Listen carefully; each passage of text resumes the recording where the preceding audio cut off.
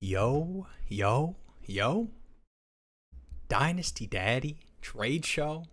Happy Tuesday night. Happy Tuesday night, 9 p.m. Eastern time. Jeremy, how you doing?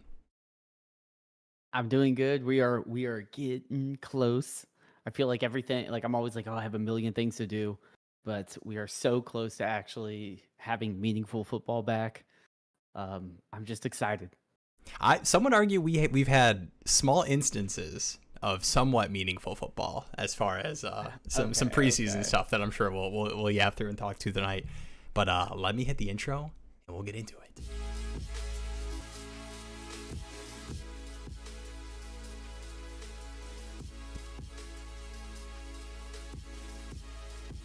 GEGP indeed.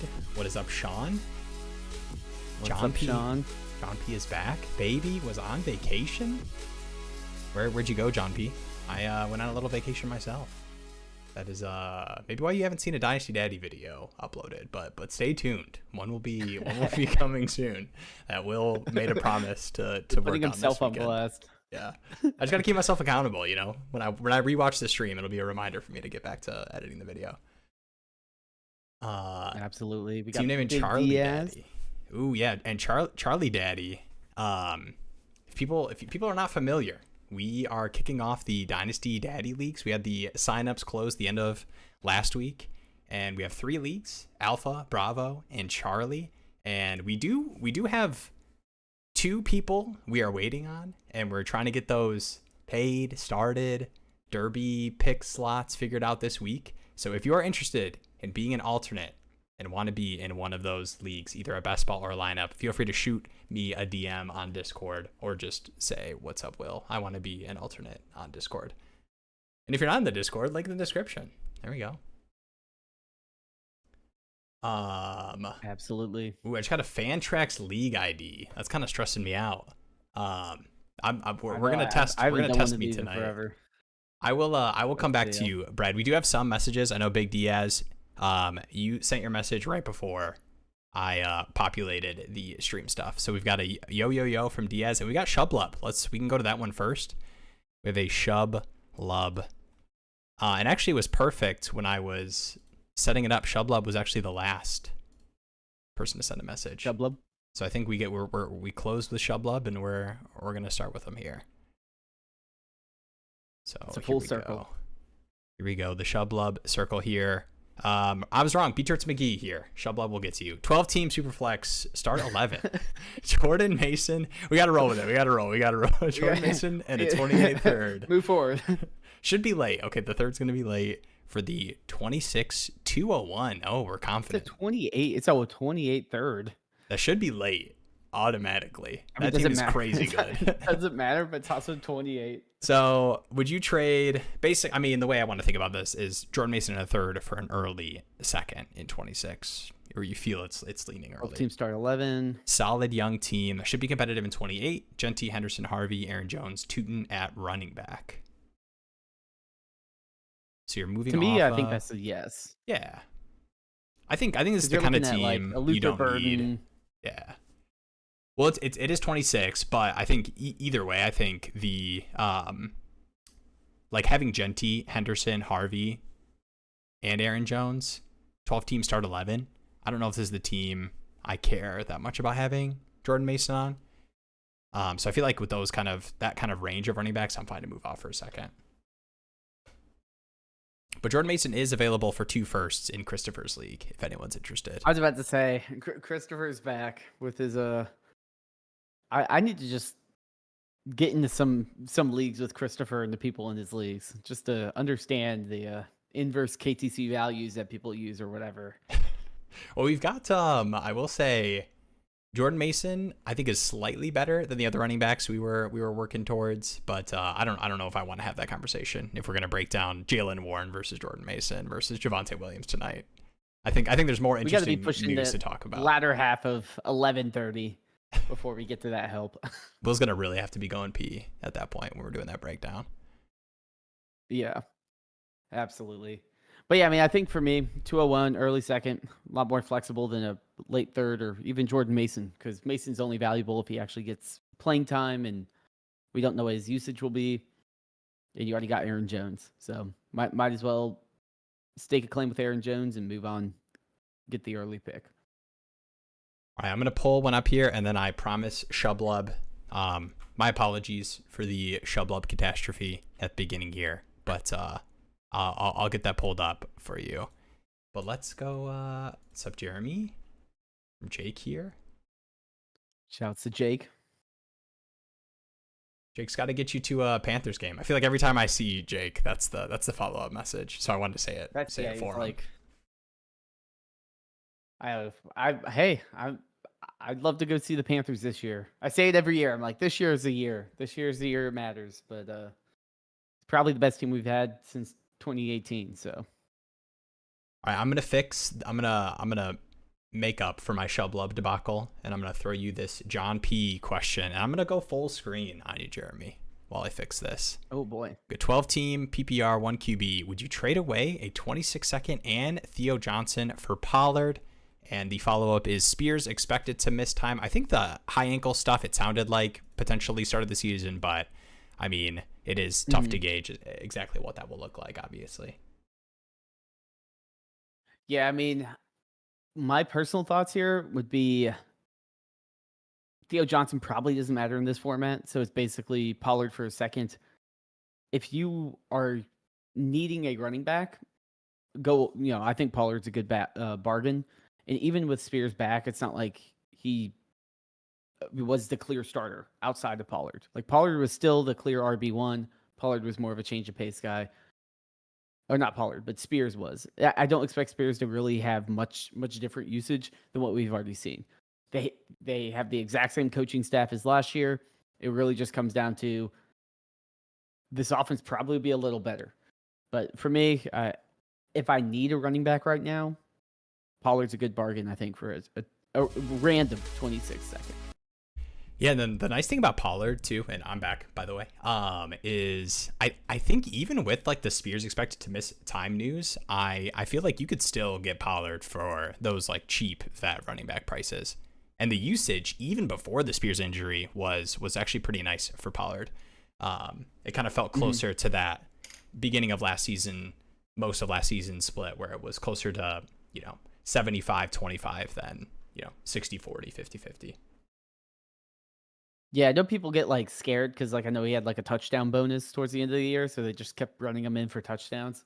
So I don't know if he'll score as many touchdowns, but I mean, for a second, you're getting a guy that's going to get decent production, like 8 to 12 points a game. He's not going to probably win you your league, but he's going to be that flex piece that you need in a crunch. So yeah, and I think I agree, but I think the touchdowns may cancel out a little bit with the it is a rookie. You want to not expect too much, but I think you can at least expect a slightly better quarterback-led offense versus what we got last year with Will Levis. All right. Yeah, I mean that offense is going to be a lot better. All right, Shublub, I gotcha. Don't worry, Shublub. Right here, 12-team Superflex, start 10, 3 wide receiver, 0.5 10 in premium, deep bench league. And the intro is fleeced a couple of trades, which is a great start to a message, including getting Bucky and CD, as mentioned in the last stream. Okay, I think I remember that one. Now I have Caleb, Dak, Kyler, Neighbors, CD, AJ Brown, Devonta, Egbuka, Godwin, Bucky, and then Bucky, James Cook, Connor, Pollard, Rashad, Handcuff, and Brock at tight end. Wondering if I should try to give up Caleb plus for a tier up at quarterback. Also, how important is it to have 3 QBs for the bye? I feel like Dak is just wasting capital, especially with him being older. Yeah, I kind of agree with that last sentiment there. Not necessarily with like the older part, but I get that feeling around Dak. But yeah, I think these 3 quarterbacks are like, that is too much value in the third quarterback spot. So we talk about like tearing down to like Geno off of Dak, like that range I would love to do. Obviously that trade isn't available to everybody, but I definitely would be willing to tear down. I'm a little ballsy with the 3 QBs. I actually do not mind just having 2 quarterbacks and just having that be my bet, and then kind of rounding out the bottom of my roster with backups like the Jake Brownings of the world.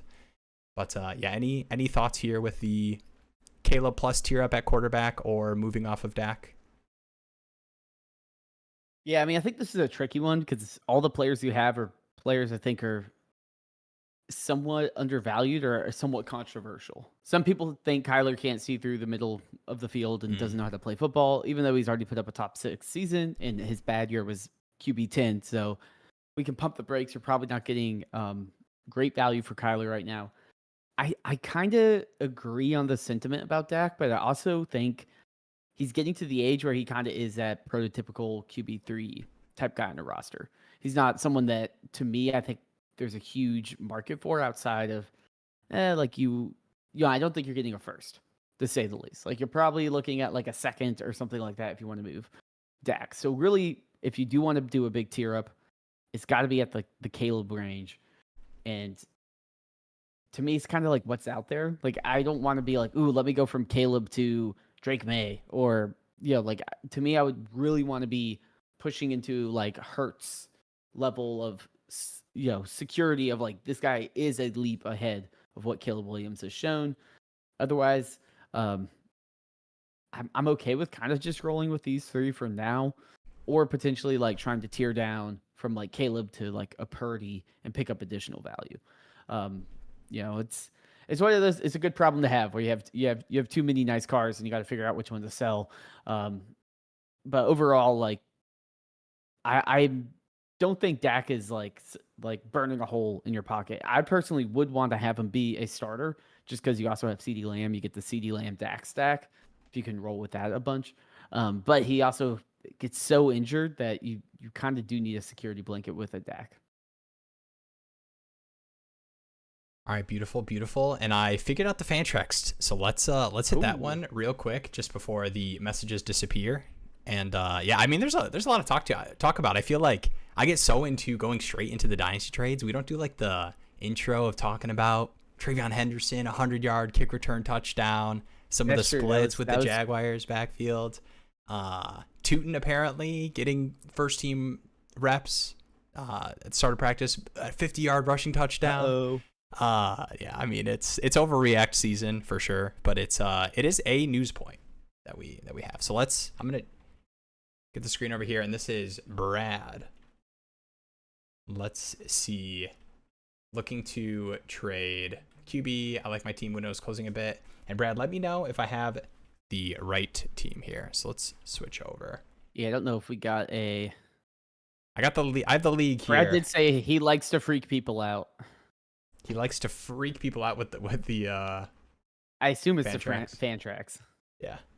All right. Boom Baby. Is it Boom Baby?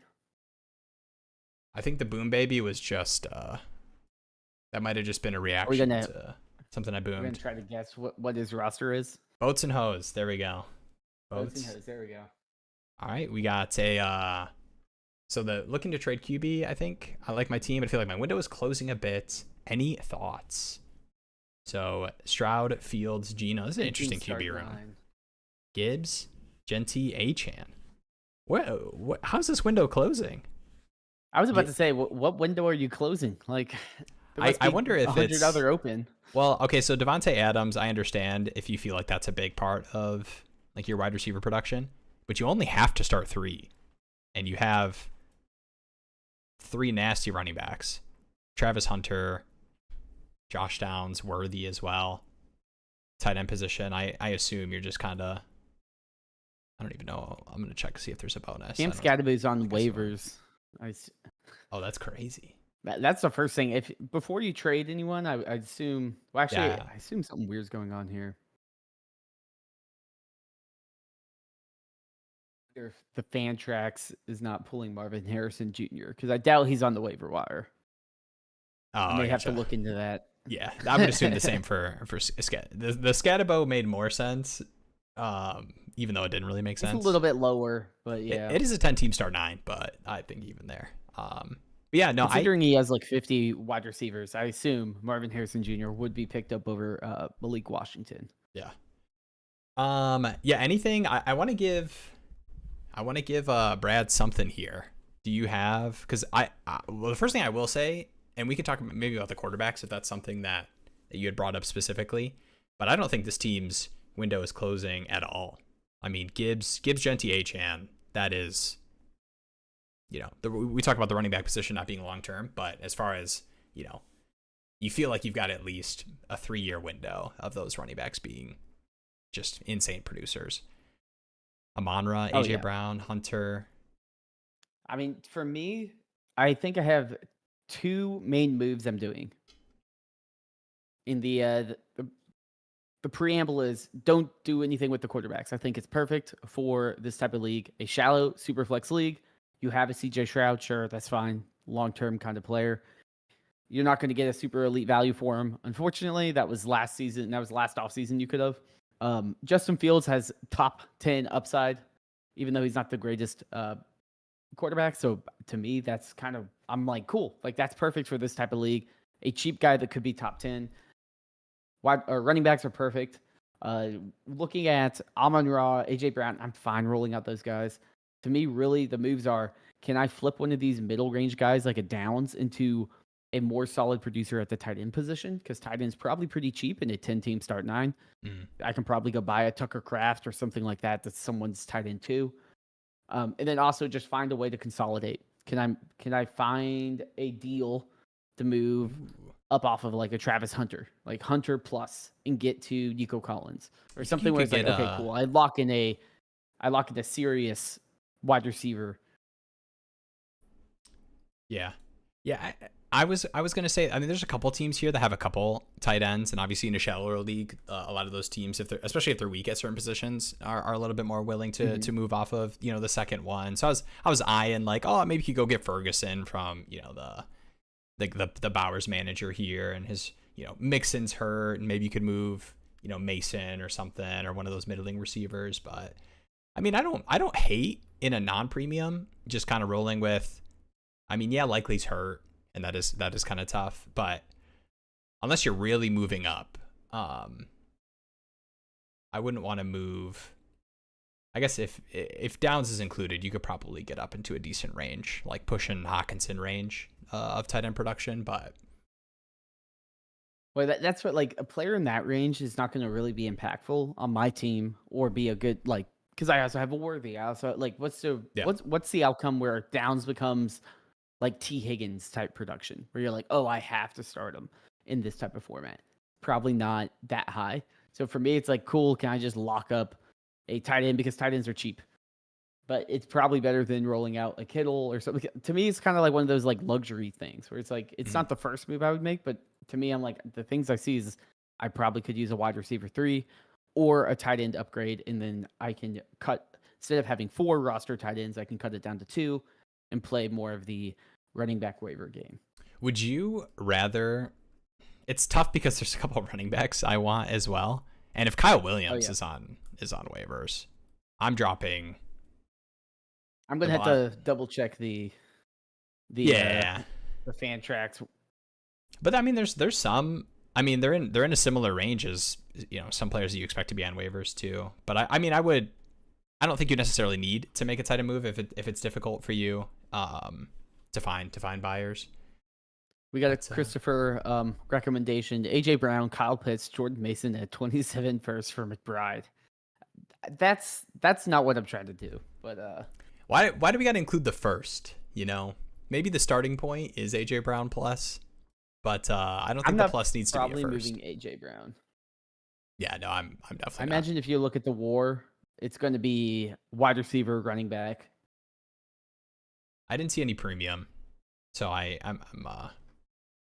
yeah. Honestly, I mean, I think the team is pretty solid. I think it's kind of what you want a competing team to look like, honestly. Yeah, you can take advantage of some of the cheap guys like an Adams and a Fields, but they're not carrying your team. If Adams has an amazing season, which is pretty likely, but if he has an amazing season, it's like, cool, that's cheap elite production. And that's the same with Fields. All right. So we do have a message here, and we have a ton of messages I want to get to. So I don't know. We don't need to devote a lot of time to this. Jeremy, if you sing this on stream, I'll Venmo Will $10. Why is it Jeremy singing for me to get the Venmo? I mean, I'll accept it. I will not decline the Venmo, but it's this you don't need to. And I'll happily do it to maybe you get the $10 Venmo if I do it. Kind of a banger, actually. This is actually a banger. Wait a second. Gonna find my Jerry, gonna hold real tight, gonna talk some fantasy. I would have just done fantasy tonight. You always told me never draft Jalen right, but I did in a draft in the middle of the night. This is crazy. Ty Felton in flight. Can you do the butte for me? Pew! Dynasty Daddy tonight. The last part was a little. We were pushing it with the Dynasty Daddy tonight, but I appreciate you trying to keep it on brand. All right, we got to clip that. Someone write down that timestamp. Somebody send Boner Goku 420 my Venmo. All right, here we go. We're locking back in. We are locked in. Here we go. Would you try to up tier to a better player if you have both MHJ and Ladd? Same with Quinshon and Henderson. Ooh, I feel like I would want more context. I'm kind of curious as to like the reasoning behind it, Kyle, I guess. Like if you just have young, unestablished, kind of high upside players, would you want to kind of de-risk from one of them, essentially? But I think a big part it's a pretty for me loaded is question, it really depends on it really depends on like your roster. Like if you are a top team, I don't really care. Like if I'm a top team, but I have like one big piece I'm missing, I'm moving with it, like a Marvin Harrison Jr. to just say, okay, sure. Like I can take a little bit of a haircut if that means I'm walking away with, Adams plus something, or like a locked in producer plus something that might not have the dynasty upside. But if I'm a rebuilder, and especially if it's a deeper league, I just want all these guys, because that's how you see those super teams. When like I get a roster review and someone's like, what the hell do I do? And it's like the top team is just Jefferson, Chase. Like when you have just every good player ever, it's like they probably got it because they just hoarded a bunch of draft picks and bought on, sold on hype, and then also bought and just drafted. You can turn around a team real quick with a bunch of young players that hit. So I know. I think it's hard to know. My best teams, and I mean similar vein situation. I think it's difficult with this question because I think the like selling the hype would be like Henderson, and that's not necessarily what I'm like looking to do right now. Like I like Henderson a lot, and especially when you're talking about Quinshon being the other running back. Like there's a very real possibility we don't see any of Quinshon this year. Just the exempt list, the the Browns don't sign the contract, issues, and that gets delayed until next season or whatever. But I do think I agree with you. I mean, the best teams, you can flex the trades like, oh, I traded Zamir White and Kenny Pickett for a first. Right now, that sounds insane, hilarious. But you can remember a time where Zamir White finished the season strong. He's going to be the bell cow. Kenny Pickett is a starting quarterback that went in the first round in a Superflex league. Like it really is not necessarily just moving out on players at their peak price every single time, because that's impossible to do in Dynasty. You're never going to be able to do that with every single player. Oh, yeah. But I think it is knowing your team and knowing your league and your roster construction in a way, where what you're able to move off of comfortably. So you're able to turn your excess value into firsts that then you can, hold that value and, save up and do your big spending. All right, we got a bunch of Will is a beautiful singer messages that I don't need to click on. Thank you guys. Yeah, that was incredible. Mims, Fannin in a third. What's up, Rayru, by the way? Mims, Fannin in a third, or Pollard in a second? Oh, I'm taking Pollard in a second. Easy. I know a lot of Mims hype, though. Obviously a lot of the Mims stuff from last season, a lot of his advanced metrics look really good, but I think it's hard to believe he breaks out of the Sean Payton gadget role that he's been assigned. But I think they re-signed Sutton, and it's the same coaching, same offense being installed. We've seen this dude for a couple of years. Essentially, this trade is I get the better pick and I get the better player. You just walk away with it and say, cool. Like I hope Fanning hits. I hope a third is nice because I'm walking away with the second and Pollard. That's the thing too with I always love doing the if the best outcome happens and the worst outcome happens for the other side. Like if Fannin hits, and Mims hits, you're still getting a second on top of a running back that you're expecting to produce for sure this season, if not, the next two. What is up, Zach? joined the Charlie League. Excited to get going. Joined a 27-round startup, 12-team PPR. Have an offer for AJ Brown and a 27-second, and giving away Rashee Rice and for a 27 first. Okay, so these are. Wait. So you're getting AJ Brown. Well, I don't know, because it sounds like you're getting AJ Brown in a second and giving away Rice giving away Rice. Because it wouldn't be AJ Brown for a second. That would be insane. Yeah, I'm gonna assume that it's AJ Brown in a second for Rice in a first. And I'm taking Rice. That's probably what it is. I'm taking Rice in a first, even though I'm an AJ Brown guy. Yeah, I agree. I mean, the issue with AJ Brown is just he's older, and not that I'm going to be like a doomer or anything, but it's also not a high volume passing offense, so it's not like, he's kind of locked into a situation where he's like, is what he is. I think talent is certainly there for him to be a success long into his future. I don't think his career is done in a year or two, but give me Rice, give me a 27 first. There's a lot of flexibility there. And welcome.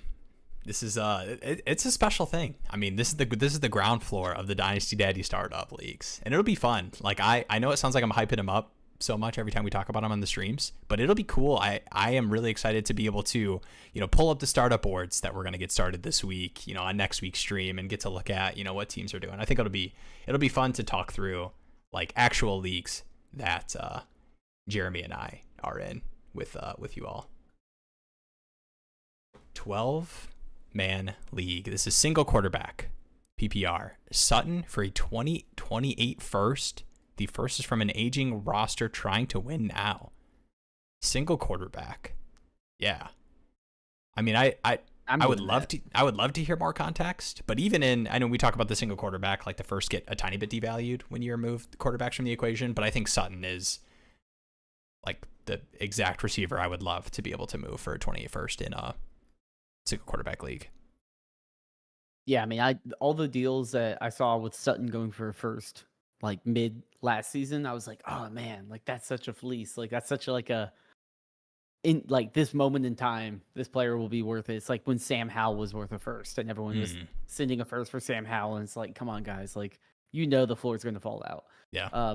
But that being said, Sutton is someone that was very good last year. But a 28 first, you just take those and just understand that that's going to be way more flexible, and you could probably replace Sutton's production to some extent. And hope your league doesn't fold. That's true. I was going to say the second half of that sentence is a beautiful read. It is you're getting a 2028 first from an aging roster that is pushing the chips in to win right now. So, like, if that's, like, Devontae Adams, Kelsey, obviously buying Sutton here, Alvin Kamara, like that, those kind of pieces on that kind of team, aging roster pushing the chips in, that could be, oh, shoot, this is the 104 I traded Courtland Sutton for. Let's go. All right. If you're a Shador owner, are you trying to hold Gabriel too? I will say, personally, I think Gabriel is one of the worst quarterbacks like to ever be drafted. I just do not understand it. It's the size. Like he was productive in college. I don't see it is in the NFL. If we had on Dynasty Daddy a college football immaculate grid, he would be the Ryan Fitzpatrick. I mean, he was a journeyman in college. I'm okay with being wrong about him.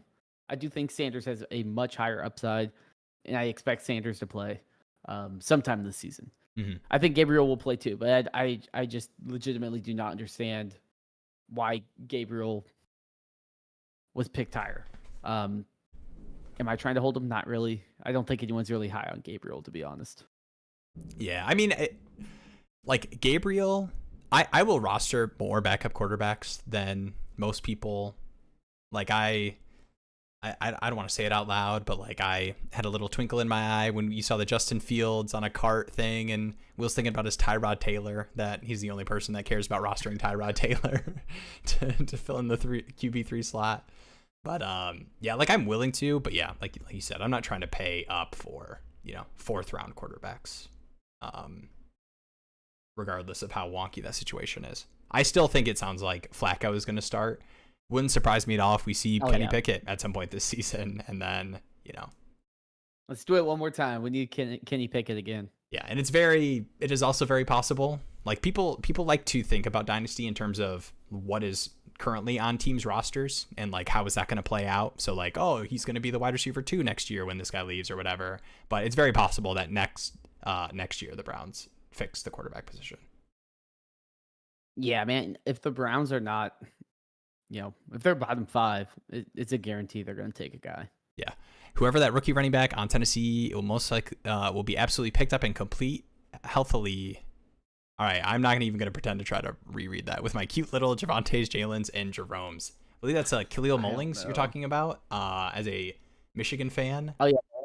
I would like the room to be aware that if you look up plotter in the dictionary, there will be a picture of Mullings, who was good for Michigan, but he was exactly that. He was that level of good. A very good plotter.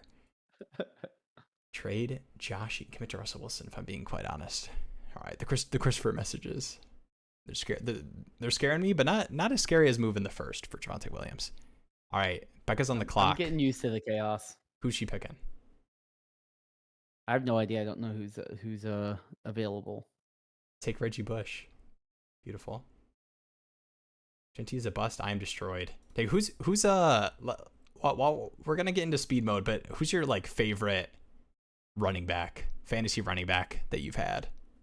Like going back like 8-10 years. I'm trying to think like deep cut, redraft.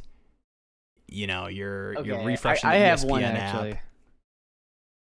actually. I've got 2. It's but go ahead. Kenyon Drake. Oh gosh. Were you a Kenyon Drake in the first round? He went on an absolute heater in the playoffs and just won me a league. I mean, he was dropping like 30 points per game. I remember that because I got him for like free. And then I flipped him the next year for a first round pick that ended up being Jamar Chase. Dang, that's a banger. Kenyon Drake will always hold a special place in my heart. I'm a Lions fan, but and I had to kind of be secret and quiet about it, but I was a big Matt Forte guy. Matt Forte was great, man. Matt Forte was nice. Who's that one? Chris Ivory. That was like a random. Chris Ivory. Jeez, what about oh gosh. All right, maybe we need to move on. We'll be here all day. This is like that meme of like, what do guys do when they hang out? They just like list old players' names off. Who's the dude? Who's the? All right, never mind. This is. We were just making fun of it, and then I wanted to go back to it. Yeah, then you're like, oh, what is that player? Where were we? Got lost. Larison, the New England running back. Dang. Can we request the song? All right, we are not doing. Oh, I'm getting back to people reacting to the. We got the Jeremy Solkamler. All right, we're locking in here. Here we go. Nope. JM, Egbuka, a late 26 first for James Cook and 2 2s. Oh, give me Egbuka all day. All right, I'm the Egbuka boy. Are you also doing this? James Cook in 2 seconds for Egbuka in a late 26 first. It's Egbuka all day, yeah, right? For sure. Yeah. Okay. Nice. Yeah, that's free. I mean, I think Cook is all right, but I think Cook in general was carried fantasy-wise by a lot of his touchdown scoring, which could easily regress when you have Josh Allen, under center. So for me, especially with the contract stuff, you're telling me I get a first and I get Egbuka. Yeah. Yeah, and I would do this for most running backs in the James Cook range. So like even if, you pick another running back in this type of structure of a deal, I love Egbuka. But yeah, getting the first on top of that is beautiful. Did we talk about our boy Larson? I read the message. I wanted to give the little salute. I put him on my IR. He's going to be a cut, but he's currently on my IR in that one league I picked him up in.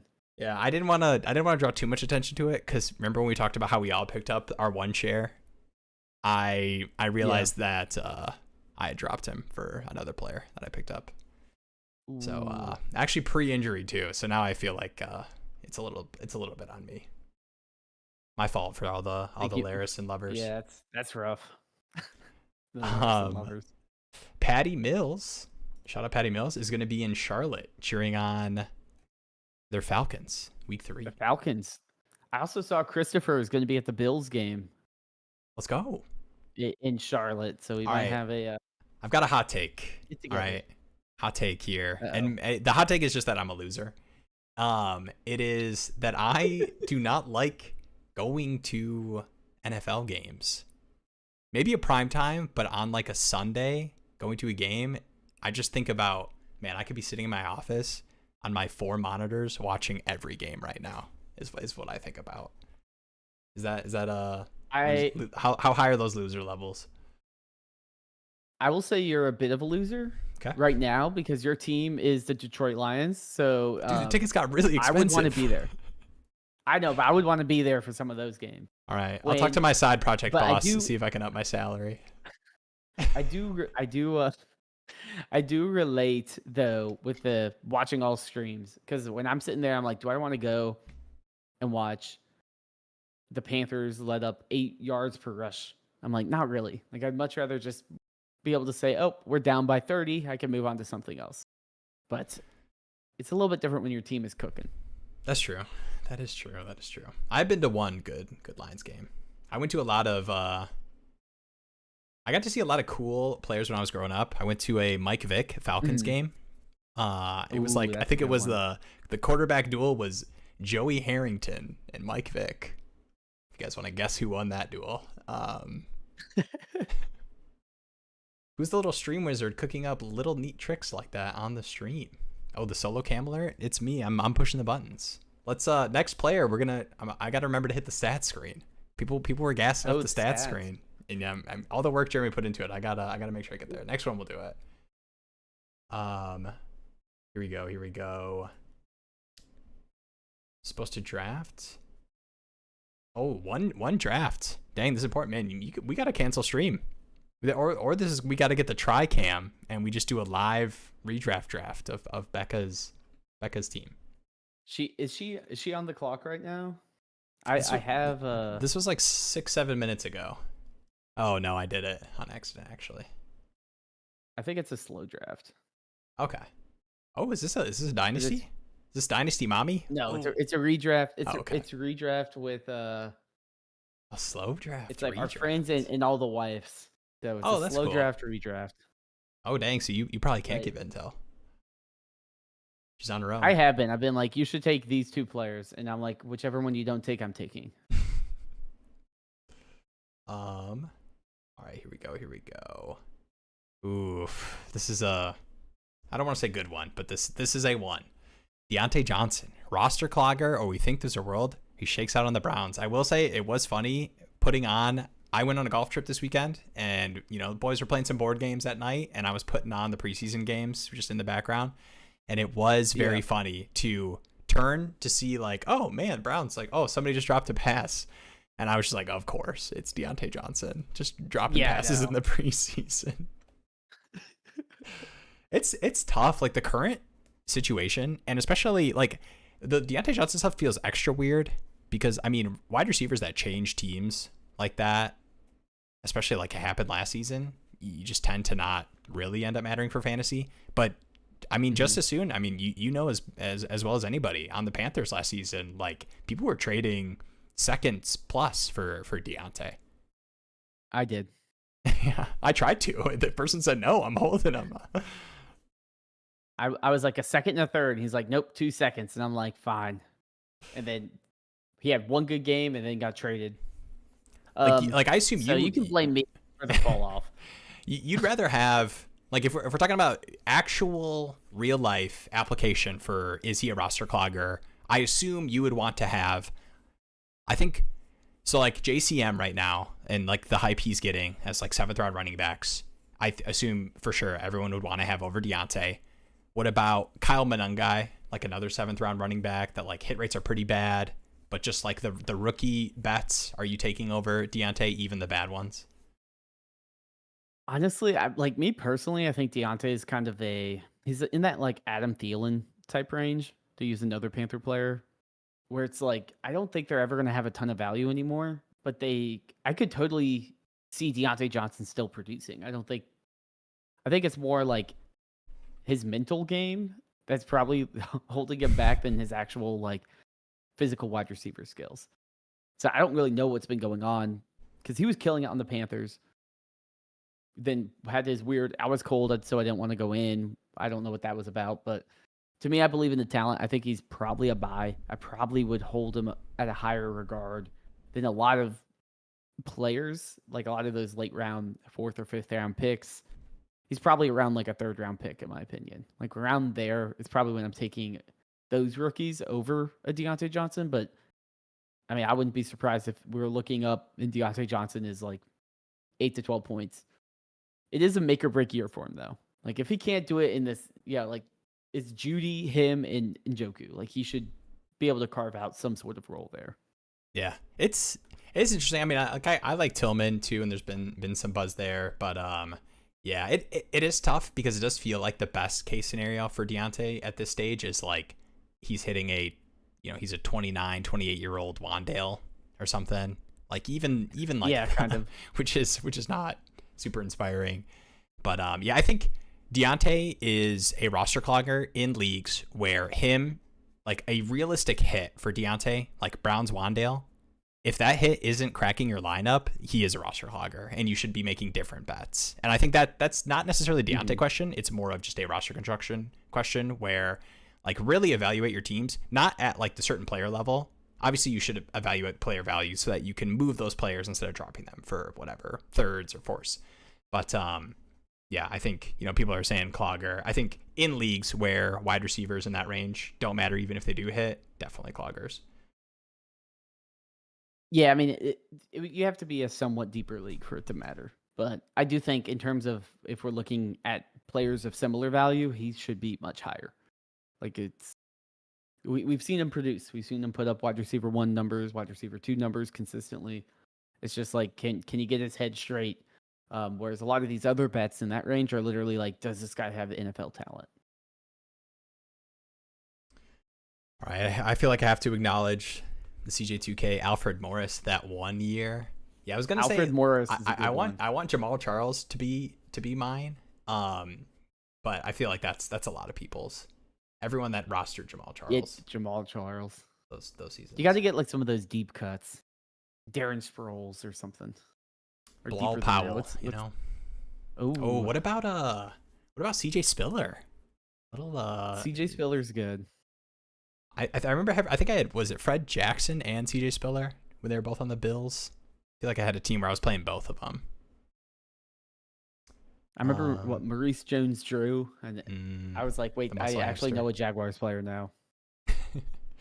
Ooh, here we go. Lucas Ray, my draft is completed. If y'all want to look at it, asked y'all for help last week drafting for the 5th spot. Yes, I remember. Have some questions about my running backs. They were going only didn't want to reach. Yeah, feel free to, if you want to throw it in, and I'm going to recheck the Discord. I know some people had said they throw some messages in there. Let's do this. Plan. We're setting the timeline. Lightning mode. Discord. So if you want to throw in the draft board, that would be ideal, Lucas, if you're comfortable sharing, and we can pull that up. If you know how to share that, that'd be sick. But we're going to go speed mode here. Bang. 1 QB start 9 from Patty Mills here. Garrett Wilson in 2 seconds, or BTJ. Oof.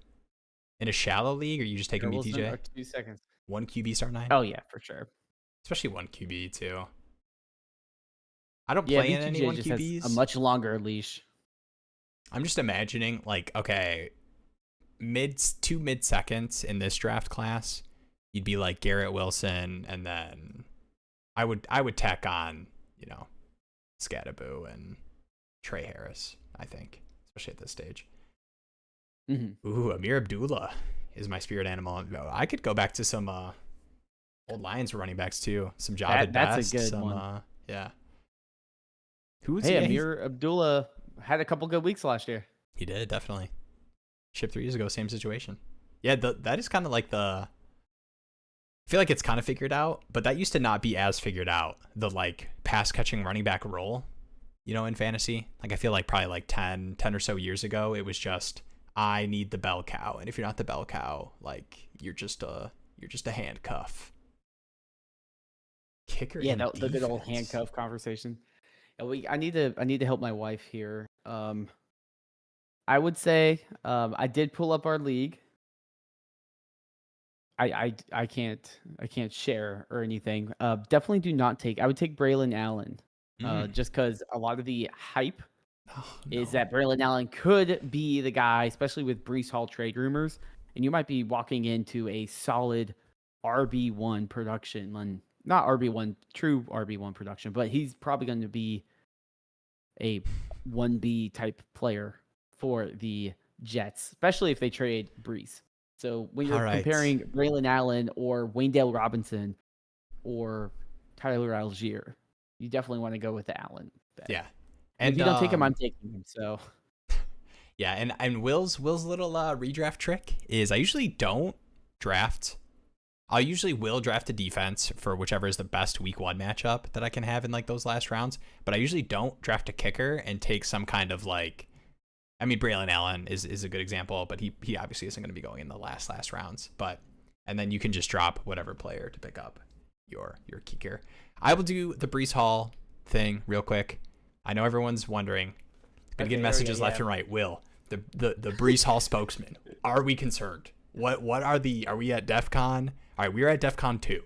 I am concerned, and it isn't Braylon Allen related. Even though I do think I did always expect Braylon Allen to be involved. Like we talk about the leaps from year 1 to year 2 and year 2 to year 3 for running backs, but Isaiah Davis playing a third down, he's third good. and 5. He's good. Yeah, that is not what I was wanting. I kind of bought the whole we like our running backs and are going to use them, and I kind of took that as maybe certain situations Isaiah Davis will be in on a drive, but like and you don't want to read too much into preseason, but from what I saw from the Jets starters drives in preseason, it felt very much like you will be seeing Isaiah Davis on third down.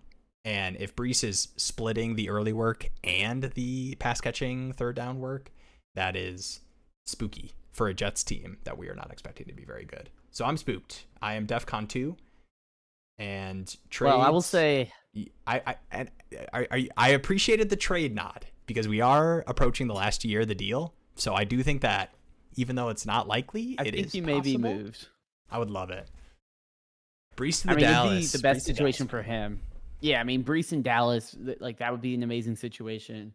I could see an injury triggering another team doing that. I just hope your property on Breece Island is insured. That's all I'm saying. I do like Isaiah Davis as well, and if anything matters, he won the engagement back from the preseason because everyone was talking about the play where he faked going deep and opened up the touchdown for Justin Fields. So I was always high on him to begin with, and then he got picked behind Braylon Allen and Breece Hall, and I was like, well, that dude is buried. But he's certainly very talented, so definitely don't sleep on him. Yeah, that's tough.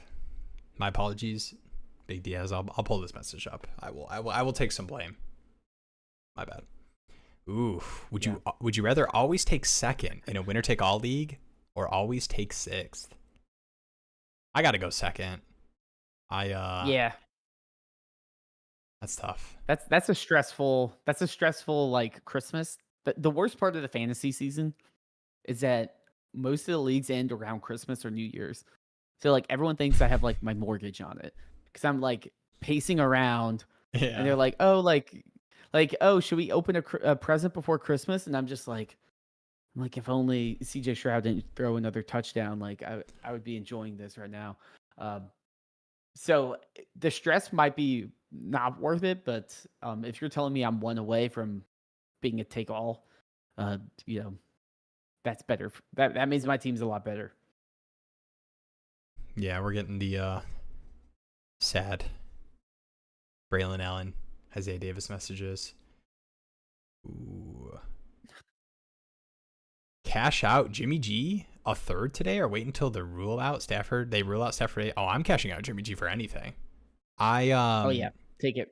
I mean, I'm the backup quarterback guy. I've picked up Jimmy G in a handful of leagues. I think he's a great pickup right now. But yeah, for a third, that's man, there's so many times where I should have been able to cash out my backup running backs that got starting spots for a third, or at least a fourth. So yeah, as I think someone it's with harder experience, to do running backs. Yeah. And two, I will say on top of it, week 1, 2, 3, everyone doesn't have buys, and injuries haven't hit most people. So even if you're sitting there and being like, sick, Stafford's out through the first 3 weeks, it's not like there's going to be a giant Jimmy Garoppolo market. So if you can cash out now, I would do that. All right, we got confirmed. We confirmed. Do not take a kicker. We got you. We got you. She did take Allen. She sniped me.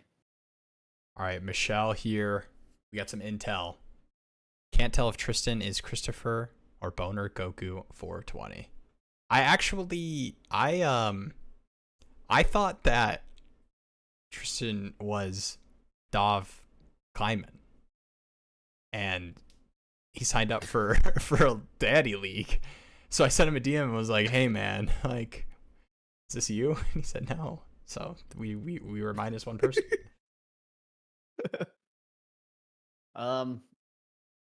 I maybe it's secret, but I do think Boner Goku. There's someone behind the keyboard. I don't know about That got me to Christopher. sing. All right, so are you trying to say I'm not getting a $10 Venmo?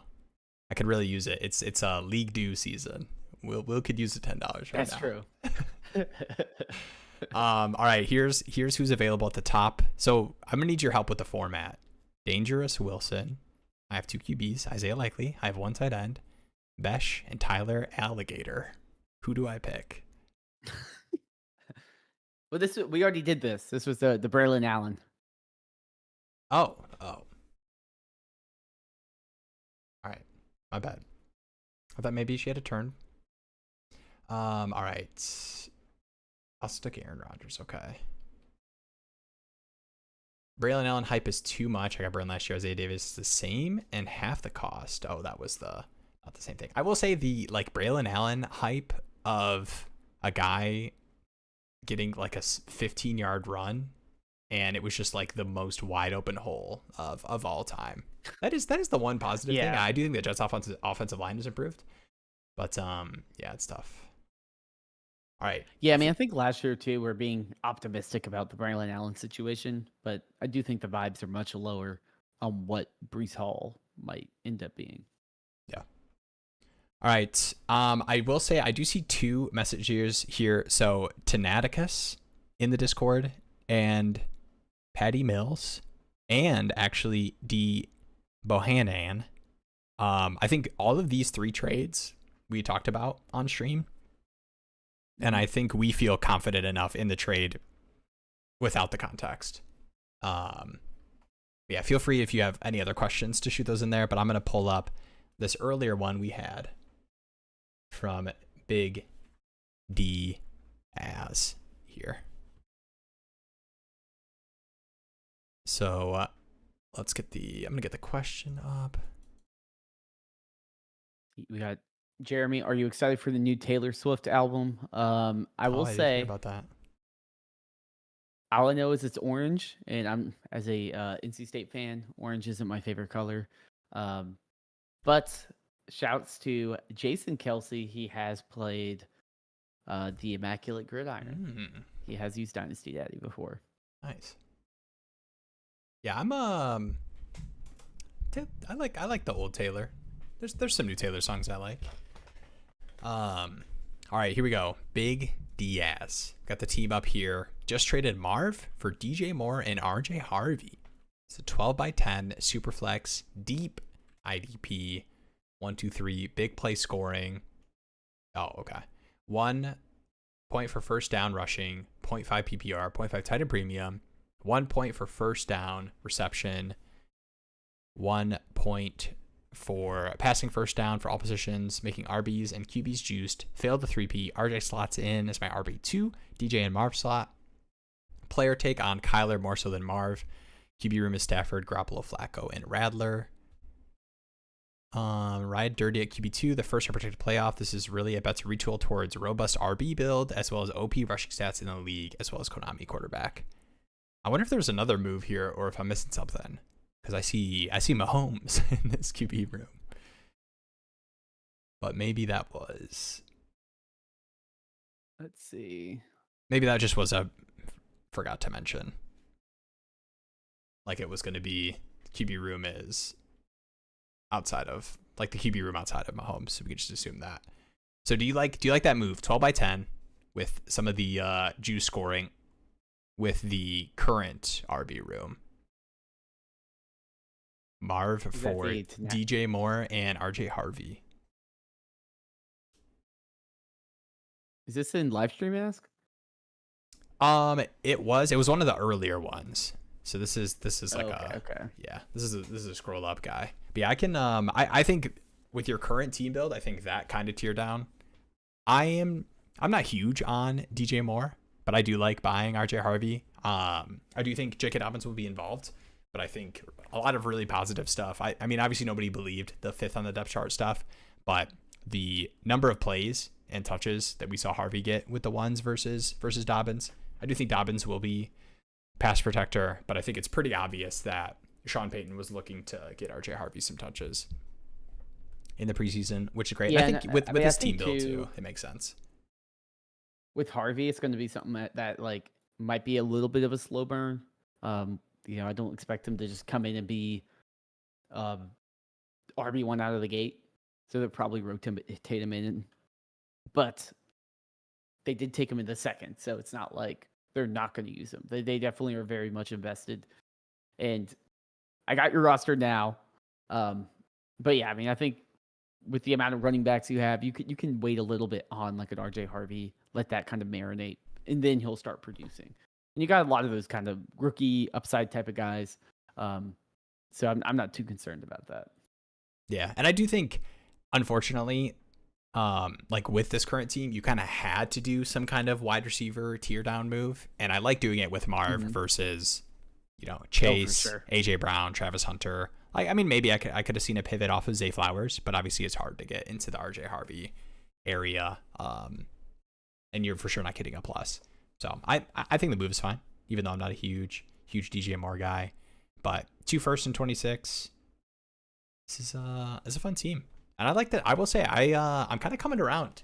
I know we were a little bit against the prices of the rookie tight ends, Colson Loveland and Tyler Warren, but the usage that I saw, and you don't want to read too much into preseason, was I think really, really positive for sure for Tyler Warren, and I think for Loveland as well. Obviously, we didn't get to see Caleb and the full Bears first team offense, but yeah, the usage for Tyler Warren was really exciting. I mean, we got to see a screen target on, I think it might have been the first or second possession or play of the first possession was a screen to Tyler Warren.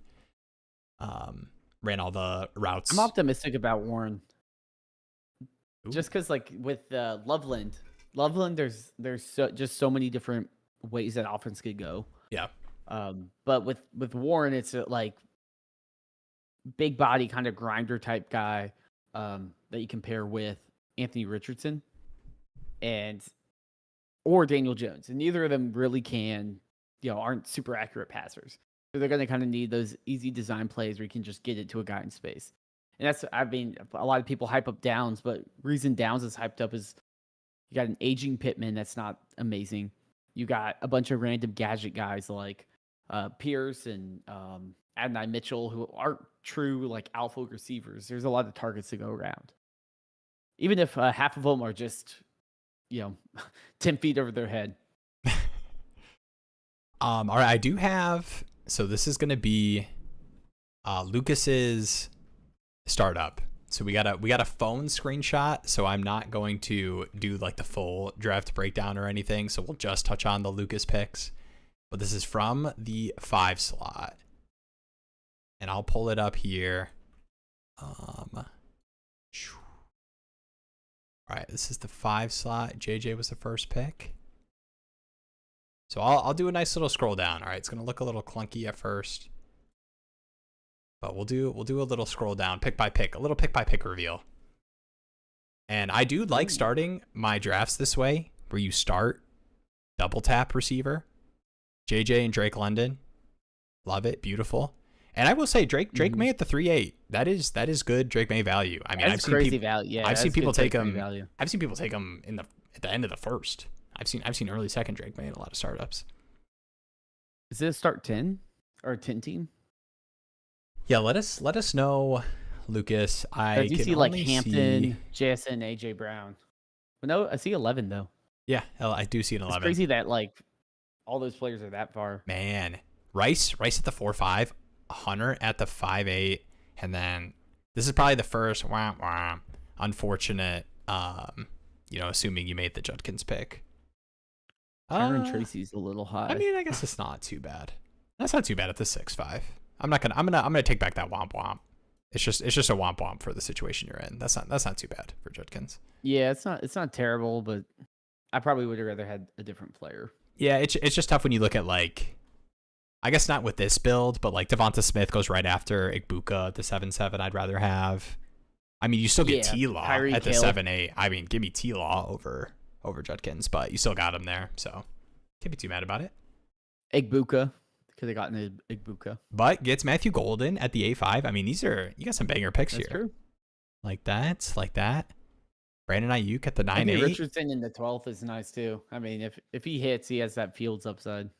Jackson Dart. So Drake May, T-Law, Dart, and A-Rich is fun. Got your boy Jacoby at the 11.8. Jaden Blue, Evan Ingram, and then Elijah Arroyo. All right, I will say, even some of the picks I didn't like this Brandon Ayuk at the 9.8, this is kind of the team that you can make the Brandon Ayuk bet on. So I don't hate it. I mean, you also got so many wide receivers. Like, unless if it's like 8 flex spots or something crazy, like you can say, cool, I can just stick Ayuk on my IR and figure out the rest.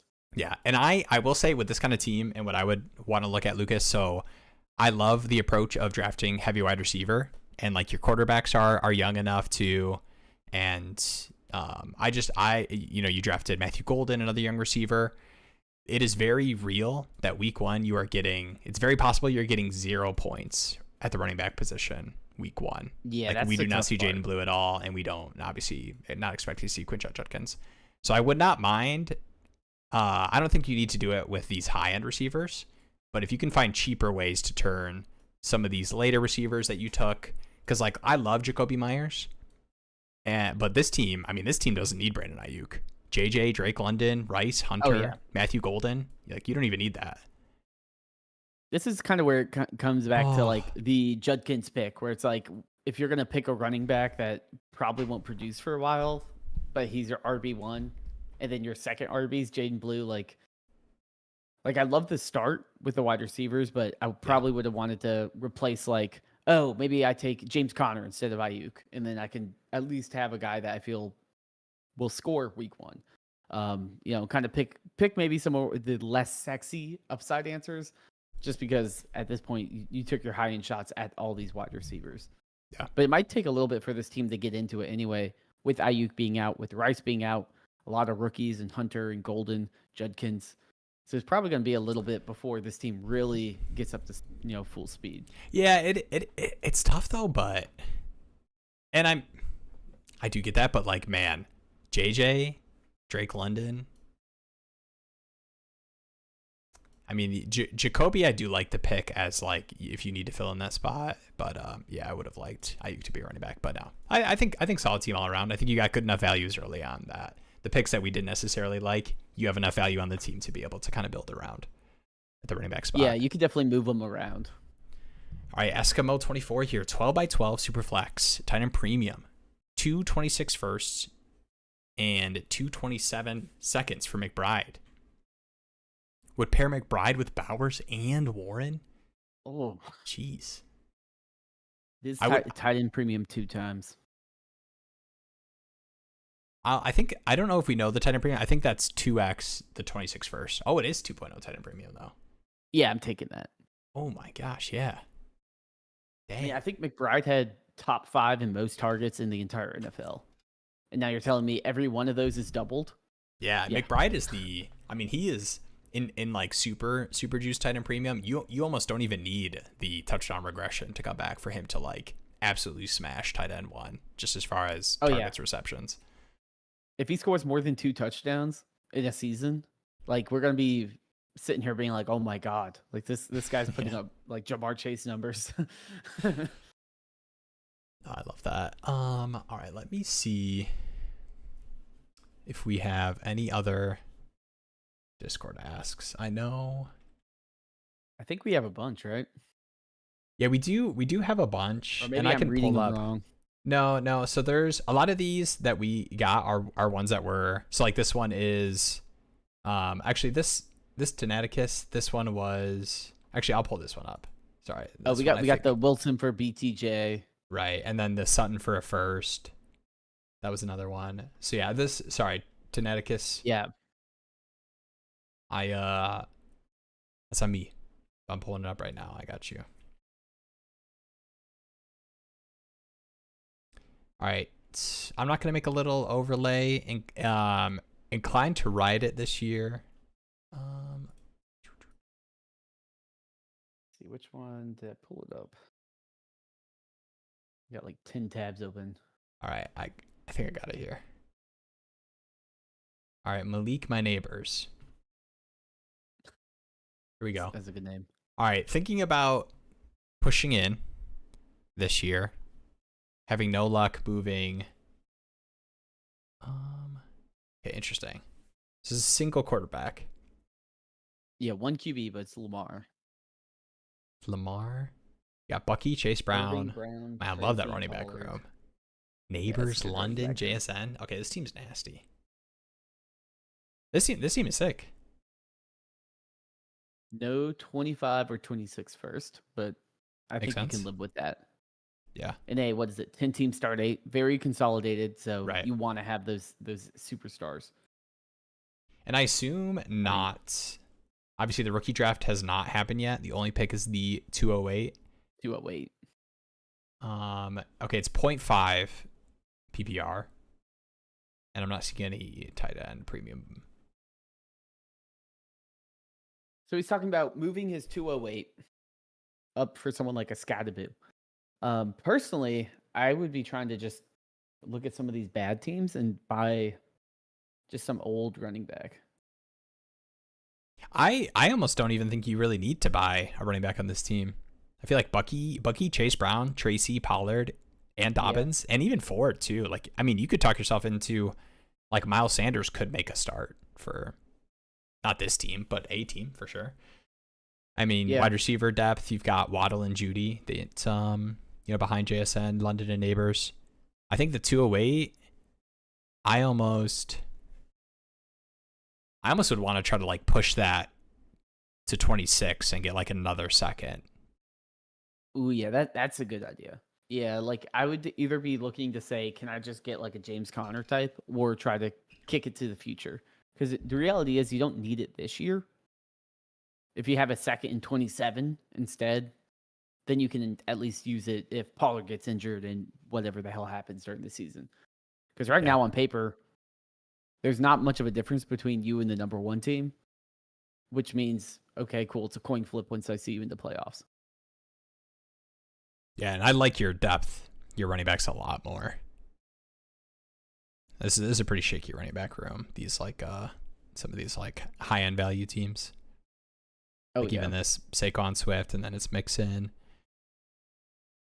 Yeah, it is hard. I will say once you get past the middle of the second, people tend to start talking themselves into like, oh, but it's the 208, and like, what if this pick is early? So it is hard to do that sometimes, but I wouldn't be afraid to tack on bottom of the bench players or finding creative ways. I mean, right now make that you're happen. slotted in for Kyle Williams, it looks like. All right, Or I have Dylan Sampson I have a type. confession. I don't know if you saw this, Jeremy, but I traded Pat Bryant and a third for Kyle Williams. I do not recommend that trade. I recommend trying to trade for Kyle Williams low because he's, I think he feels buried to a lot of teams and had 4 targets and no receptions in the last preseason game. I think I thought he was awesome, and I think he looked really good, but obviously pretty buried right now. And but I was a little smocked, let's just say that, when that trade offer got sent out. Do not recommend. But yeah, I think I would try to push that second to the future. Yeah, I mean, either for the I mean, even if you keep it, it's like you might honestly just get scattered by holding it. Yeah, that's true. Yeah, especially now he's hurt. Like, I mean, the buzz is that it's Tracy right now. Obviously we're not going to see Scat with the injury. Yeah, I feel okay just holding it and seeing what happens. I'm not too concerned. Um, I would agree if you can kick it to the future, that's probably the best move, but sometimes you can't always do that. Got the deal done. Thanks, guys. Heck yeah. Heck yeah. And I love it too. And in a 2.0 tenant premium, Awesome. like Bowers, McBride, I mean, you can turn around Yeah. and trade either of those guys for two first plus any second you want. So yeah, I'm I mean, really trying to make that happen. it's also a huge positional scarcity because right now you talk about the elite guys and it's literally Bowers, McBride, and you're like, actually, I'm just going to take both of them. And now all of y'all have to fight over George Kittle and a barren wasteland of random tight ends. Yeah. And you have juice tight end premium. The only thing that's probably going to change is people in your league are going to be like, hey, this tight end premium's too high. Let's lower it. Like that, because Bowers and McBride are probably going to just rip. Like you basically won the tight end market. Yeah, you do. I assume you probably will have to get a little creative with filling out like RB2, your last flex spot in a 12 by 12 if you're, trading away firsts and seconds to make that deal happen. But we talk about it a lot. There's a lot of cheap ways to get production. Oh yeah. All right. I like this question here, Rayru. Anything you do different in a league that doesn't trade, strategy or otherwise? This is a good question. I mean, we're about to do these daddy leagues, and I'm assuming that if not like a ton of trading to happen, that at least every member will listen to your trades, right? That's the issue I have in a lot of my leagues is there's like certain players, and I find, it would make so much sense for this guy to, trade for my third quarterback because he has whatever, and they just will not respond, can't get a deal done. They love their own players. So yeah, you got anything, Jeremy, that you do in those kind of leagues? Yeah, I mean those ones are really hard because it kind of just the benefit of if people don't trade usually just means they're inactive, which means they're going to be able to get value on the waiver wire. If you're able to grind, you just got to accept that I'm probably not going to get trades done. There's going to be like 5 trades a year, and I have to grind everything I can do waiver wire wise. And I think too a big part's also just like, I mean, it's hard to you can't really like hoard picks or anything, since nothing can be really moved. But I think the value of picks also goes up because if you can't infuse players here and there, then you really just got to be able to draft and find players on the waivers to replenish your rosters when all the injuries and all that kind of pile up. Yeah, I would say too, and it kind of, because I agree with you, but this is going to sound like I'm pushing back. And this isn't necessarily on like picks mattering, but this is just about more deals in general, is that the deals that you can get done that like you are in a negotiation for, like let's say you really need to fill out your RB2 slot, you have picks to be able to do it. Like in most leagues, you would find a manager that would give you Tony Pollard, that would give you James Conner for like your second and whatever player. But you're like, man, nobody will answer me. But this one person I'm talking to, and he wants, a second and Jarquez Hunter or whatever for Tony Pollard or something, like those kind of moves. Like if the value, it's hard for us, I think, as like really degenerate dynasty players to be like, I'm getting fleeced on this, like slightly to what most people on a trade show would talk about, in terms of the trade. But I think in those kind of leagues, you just kind of have to suck it up and be like, this is what makes sense for my roster construction. I am going to be so much more happy with how my team is built if once this deal is done, let me just add in this extra. Like I'm going to lose the trade, but I'm winning the roster construction. And I think you have to like suck that up and do that even more in those leagues.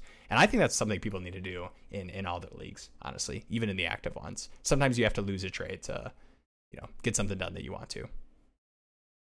Yeah, I mean, value is like very finicky as well. Like a player can go from a darling to nothing.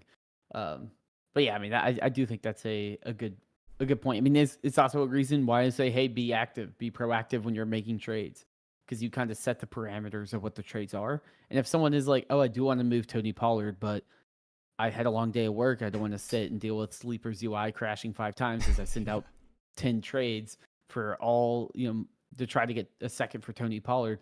If you just send the deal first, they're going to be like, okay, cool. Like this fits exactly what I need. Yeah. So if you can find ways to make deals that make sense and just, send it over, that's usually the best you can do.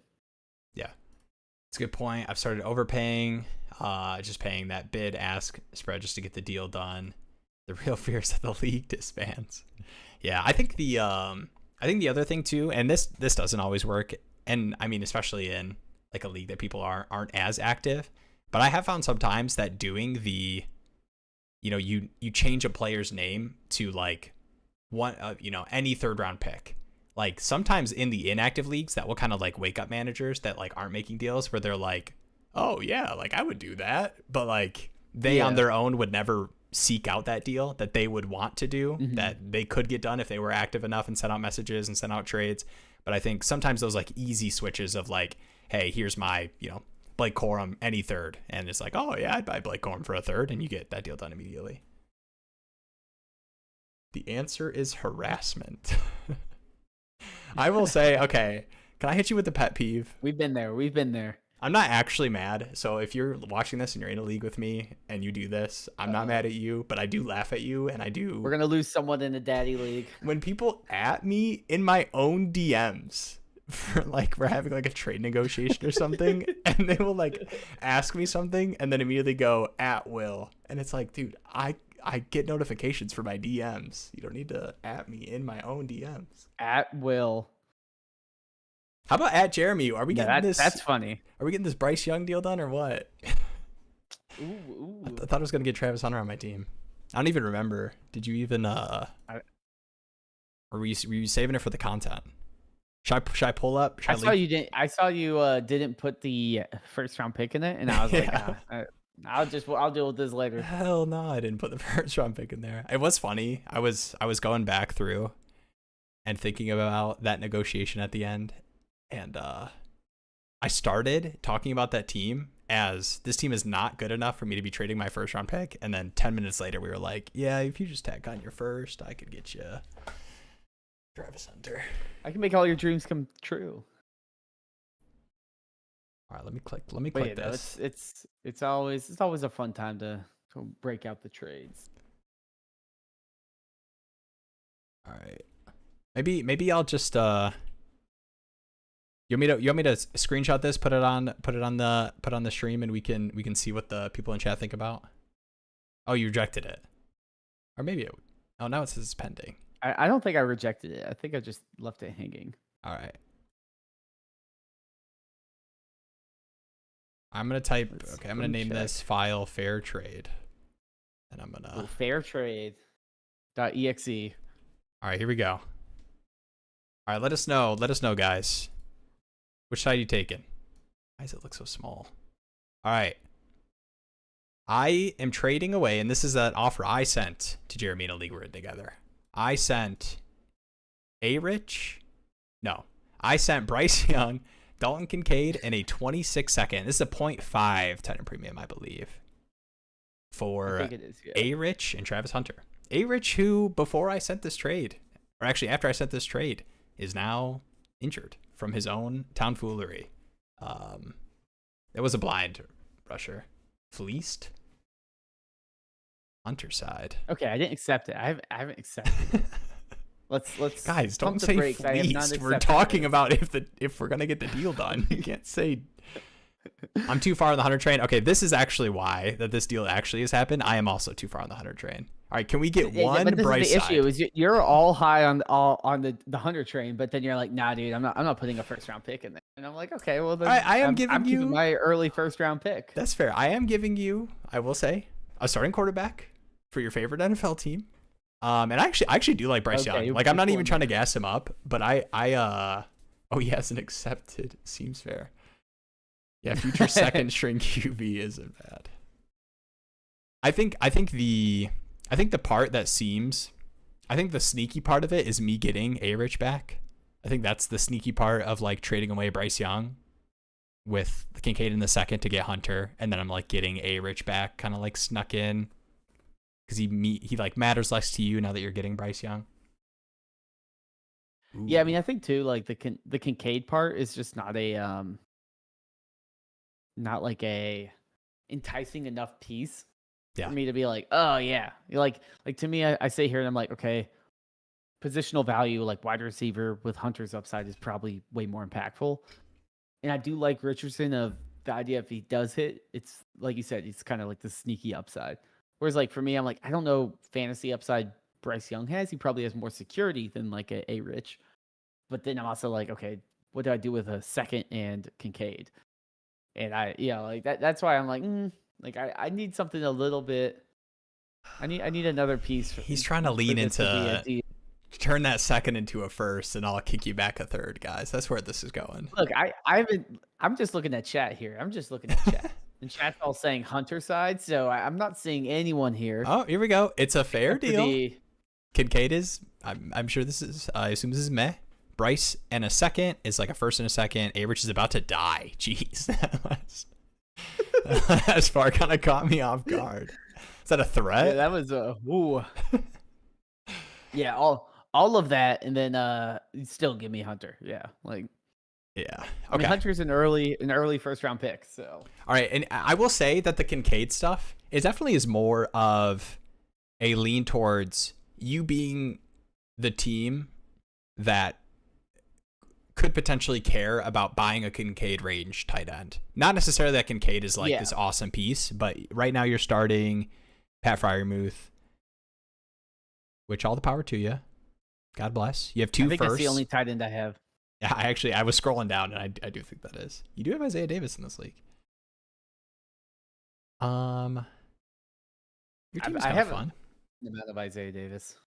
QB2. Okay, the main crux of the reason for me pushing so hard for this deal is A-Rich is the QB2, right? It's you have Mahomes, A-Rich. Well, I guess Spencer Rattler. We'll see how that QB competition's. It's rat season. But here's what it is.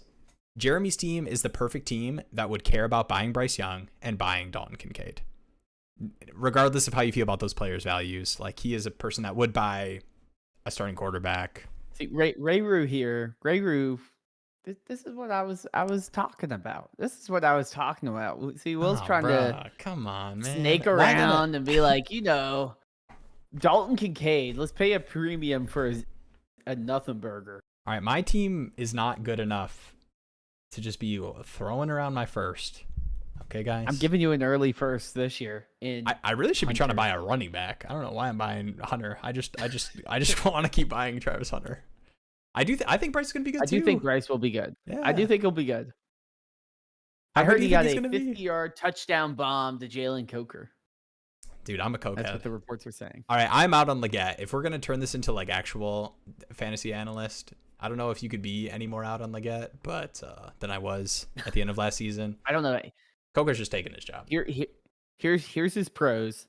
Leggett has a great accent. He got his ATV stuck in the mud. He ate a raccoon. He was slightly better at separation than I thought he would be at the next level, but his hands were absolute bricks for some reason, whereas in college they weren't. So I'm hoping there's a progression there where he's not dropping game-winning touchdowns against the Philadelphia Eagles. But I do know he had a wrist procedure like over the offseason and was dealing with a broken wrist for a while. That being said, you got to catch those. Fantasy-wise, I don't really care. I do think he'll be just like a guy. Like, I think he'll be decent, but I don't think he's like a fantasy guy. And that's kind of like what Ray Roo said, like the magical 525-yard line thing. But ultimately, like, you need to be a dominant target earner as a fantasy wide receiver. If they felt good about Leggett, they wouldn't have gone out and drafted Ted. And I will say, Ted was looking nice. Besides that one drop in the end zone, Ted was looking good. That route was a goofy. It was a goofy out route, but it actually like was beautiful. He did the flow. You ever see like the flow memes of like? So somebody in chat knows what I'm talking about, where they're like pretending to do like the wide receiver drill thing, and instead of like doing cuts, that's what the tat route was. All right, I'm pulling up. I was impressed. I'm pulling up the Dynasty Daddy for this league right now, and I'm not going to force you to get a deal done for the content. I'm not going to use our platform to get me another Travis Hunter share, but I will at least pull it up to have the conversation. I am going to put the ball in your court though, as the person who received the offer. Oh gosh. Number one AR hater here. All right, no more AR slander, guys. I'm trying to Actually, wait. Actually, no. Keep the AR Cider coming. I'm trading for him. I kind of forgot where we're at. I just got really defensive all of a sudden. All right. Give me all your AR. I'll take all the AR shares. AR to the scrap yard. Jeez. All right. Let's at least take a look at it. All right. So here's the context. I definitely don't need to be. I mean, I do need to be buying Travis Hunter because I love buying Travis Hunter. Like, this team probably could use let me get James Conner for a second. But trading for Travis Hunter is more fun than trading for James Conner. So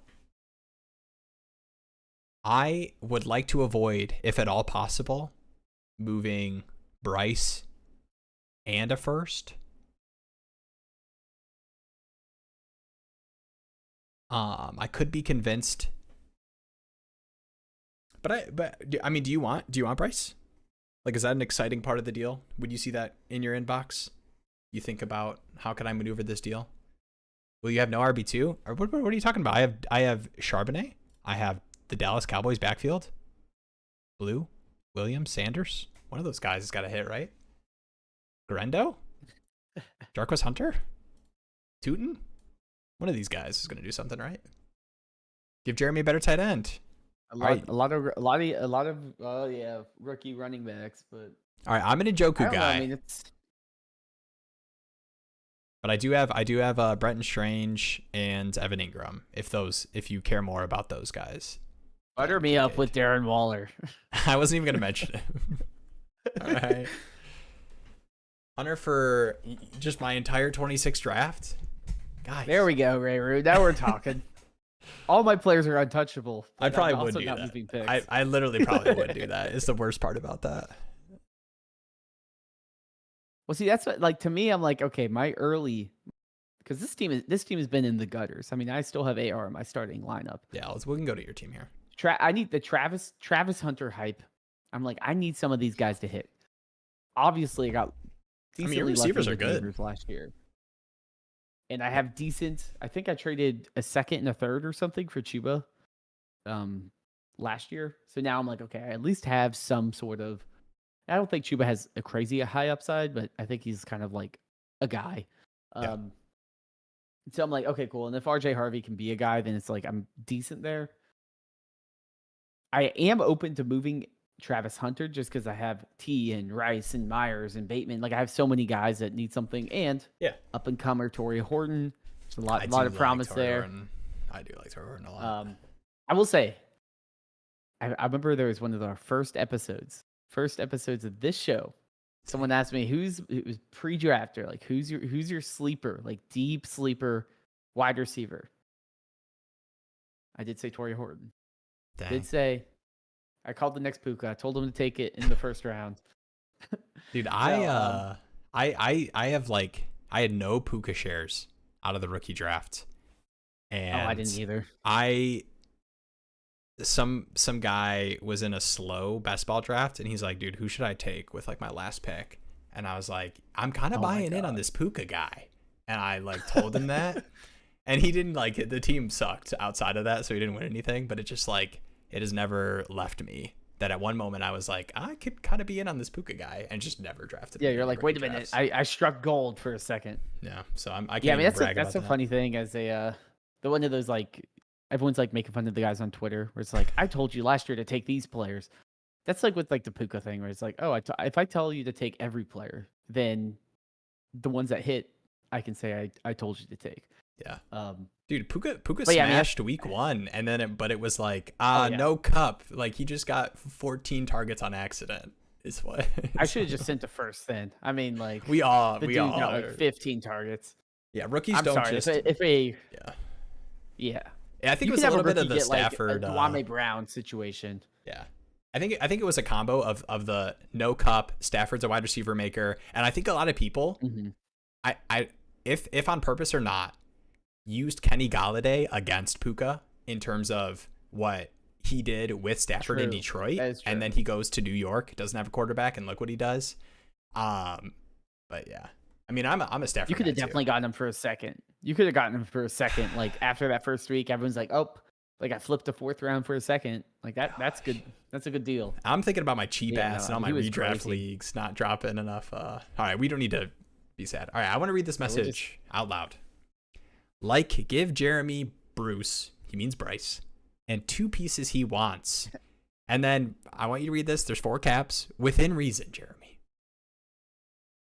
I want your 1st and 2nd and 3rd round pick.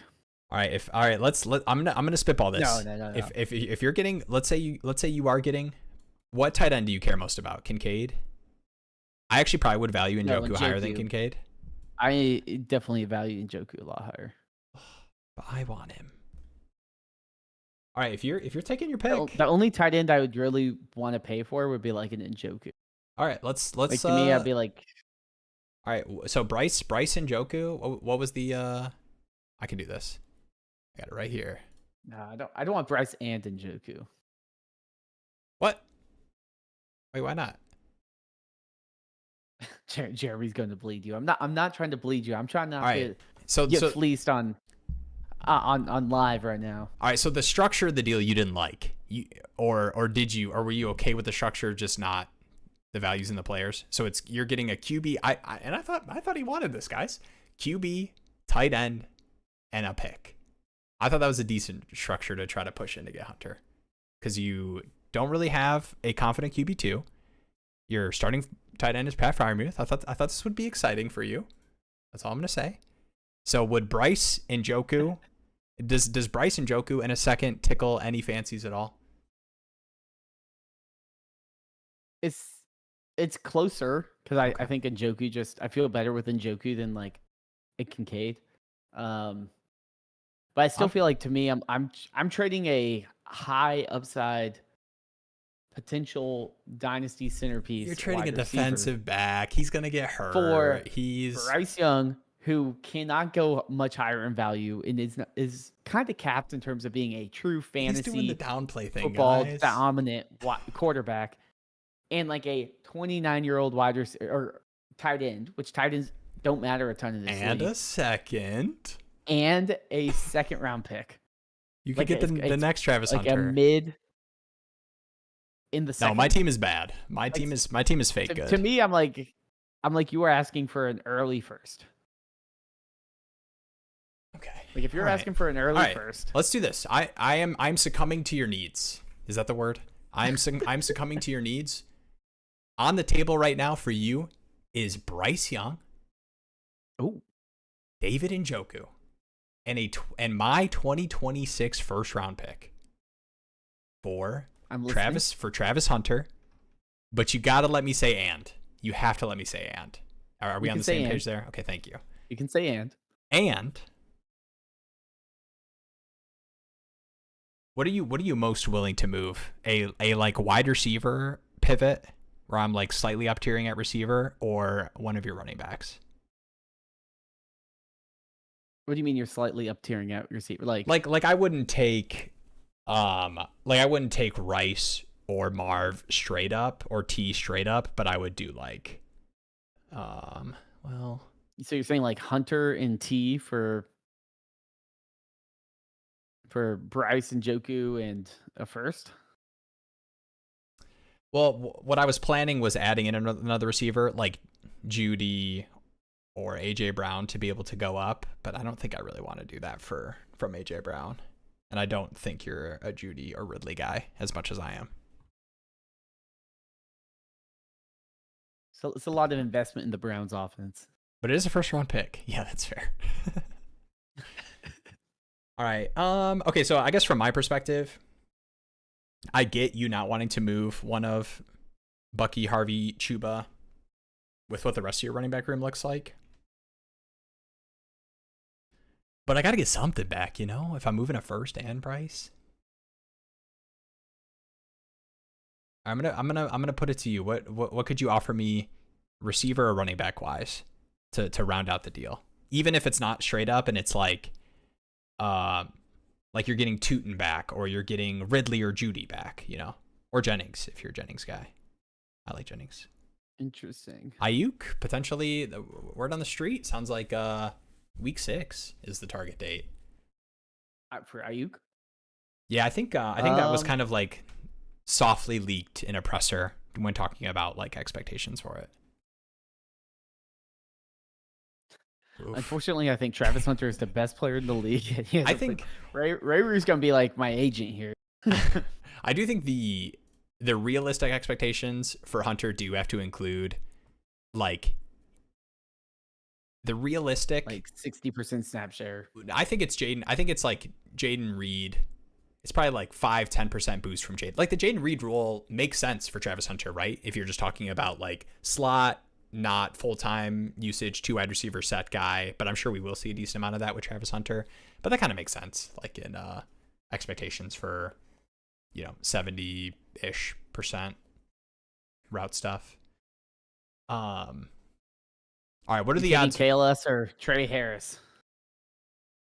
The Trey Harris stuff is not exciting, I will say. It's been like the film bros are not loving the preseason stuff.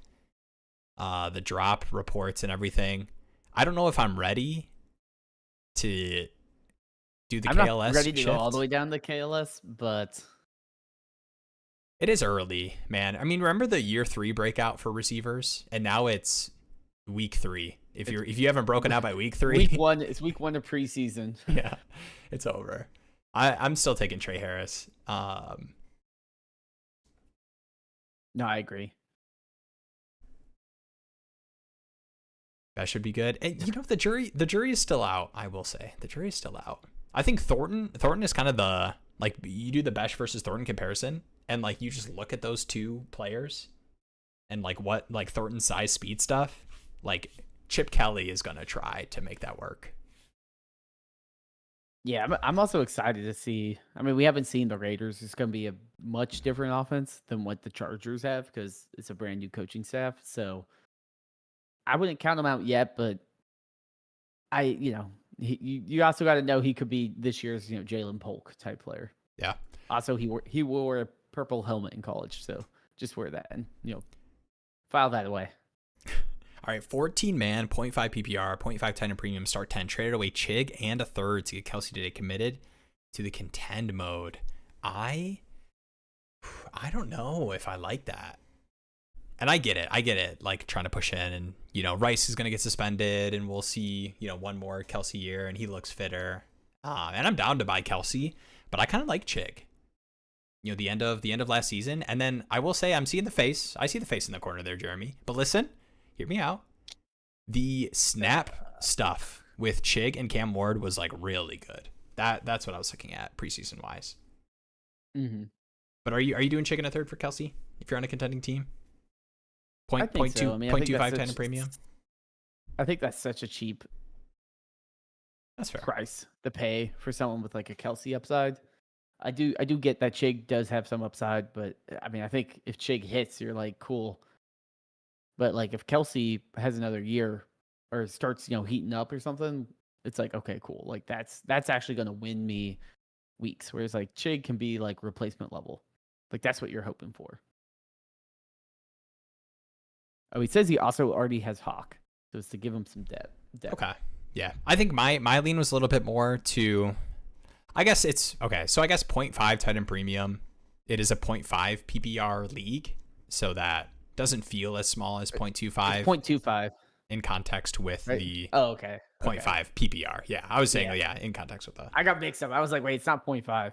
Yeah, and the only 1 year. Yeah, I mean those expectations. And I guess the other thing is, some of these moves get kind of sketchy when it's like, okay, what if like you just would rather have Chig for the year, and we just know that after week 5, like that's the worst case scenario, which I don't think is realistic.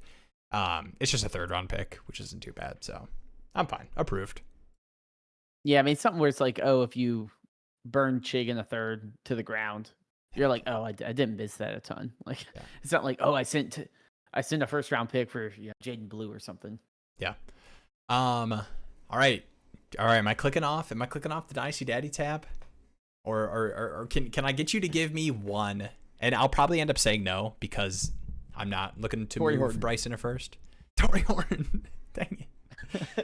All right, so right now I'll just read it out loud. I'll give you 20 seconds, and if you're like, we'll figure this out later, we can move on. But right now the offer on the table that you're completing is you are getting Bryce Young, So I'll scroll down to my team. You're getting Bryce Young. You're getting David Njoku, which was your pick of the tight ends. My 26 first. Plus whatever would make the fun side work for me. But those are the 3 current pieces. For Travis Hunter, plus insert the blank. Insert the blank? Insert the blank. Insert the blank. Last thing on Hunter is that I love him twice as much as anyone in my leagues, but everyone is unwilling to sell because he might be Shohei. He is. Yeah, we got some. I think the Travis Ray Hunter hyping. Like and I'm sure you're all bought in on this. I don't even need to say this to you, Ray Roo, but I am almost. I mean, obviously, I'm excited about the Travis Hunter, the prospect and the wide receiver, but Liam Cohen, like I've kind of been like a sneaky T-Law guy. And I think Liam Cohen, boy. I am kind of bought in. All right, that boy is all I need to hear. Jeremy's not in. I'm not the biggest T-Law guy, I will say. I mean, I think that's his quarterback. I mean, he doesn't want Bryson at first. Guys, Bryson at first is just hard. Like to me, I'm like, okay, I get Bryce, but then I have Richardson and Rattler. It's like, does that improve my team a ton? I'm like, well, now you got Mahomes. I do agree. He does need something back. I don't know if it's like, do I give him like Chuba and tear down to like Tootin or something? Like, do we do like a Tootin Chuba or something like that swap? I don't know. Like, I don't know if it's that direction. I'd certainly add like something, but I also don't want to add like a Higgins Rice caliber player without like making the deal even bigger. Those first will be top 3. All right. Oh damn, you got to bury it. I actually getting Shohei. My team is actually like, this is not the team. I've said this like 7 times. This is not the team I want to share my first on. This is like a very this is a fraud. This says frisky. This is like pushing fraud. Like I like my receiver room enough, but this is just a very fragile team. Like no RB2 right now. Tight ends are fine. Like Lamar Fields is like a fun competing QB room, but this team, what I should do is I should say, all right, Jeremy, deals off, and I just stick with, let's see if we can compete with this team and hold our first, is what should happen. But it's a lot more fun to buy Travis Hunter, I will say. We got a spicy take from Reru here. Garrett Nussmeier is the next Zach Wilson. I like the double parentheses is amazing. All right, I will say that I would entertain that exact deal, but instead of Chuba, if it was a Harvey Tootin tier down, I would do that deal on the spot right now. Ooh. And A Rich. I need to. I'm trying to keep track of everything. Got to count them on my fingers. All right, here's what's gonna happen, guys. If Jeremy's getting cold feet, that's okay. But I'm not gonna get the cold shoulder. What's gonna happen is I'm going to send the deal that I have said out loud to him tonight, and we will update in the Discord with a response when it happens. Okay, we don't need to rush him. All right, we don't need to do this for the content. We're real life people in real life Dynasty Do it leagues. for the content. Do it for the content. All right. You want me to send it to you so you can see it in writing? You got it pulled up? Yeah, I got you. Don't worry. Or did you withdraw it? I don't think I withdrew I rejected it, did I? No, I don't think I ever. I don't see it. Oh, you never sent it? I haven't sent the new one. If that's what you're saying. I was still looking at the. All right, I am gonna sneak A Rich back in this one. Just How so are you guys liking know. the new Dynasty Danny trade calc, Big Diaz? Oh, gosh, guys, when I have to scroll down, there's something that feels so. We've all been there where we scroll down and we get to the draft pick section and we have to click our own first. Oh, makes me want to throw up.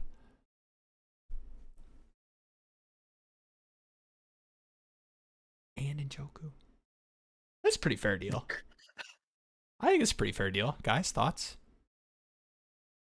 I mean, essentially what? It's like Tootin's like a mid to late second. Harvey is like a late first. So you're in a way getting 2 first. Right. I And also Bryce is a first. You're getting a first from a bad team, and you're probably getting 2 seconds. yeah. So a mid, I would say like a mid and a late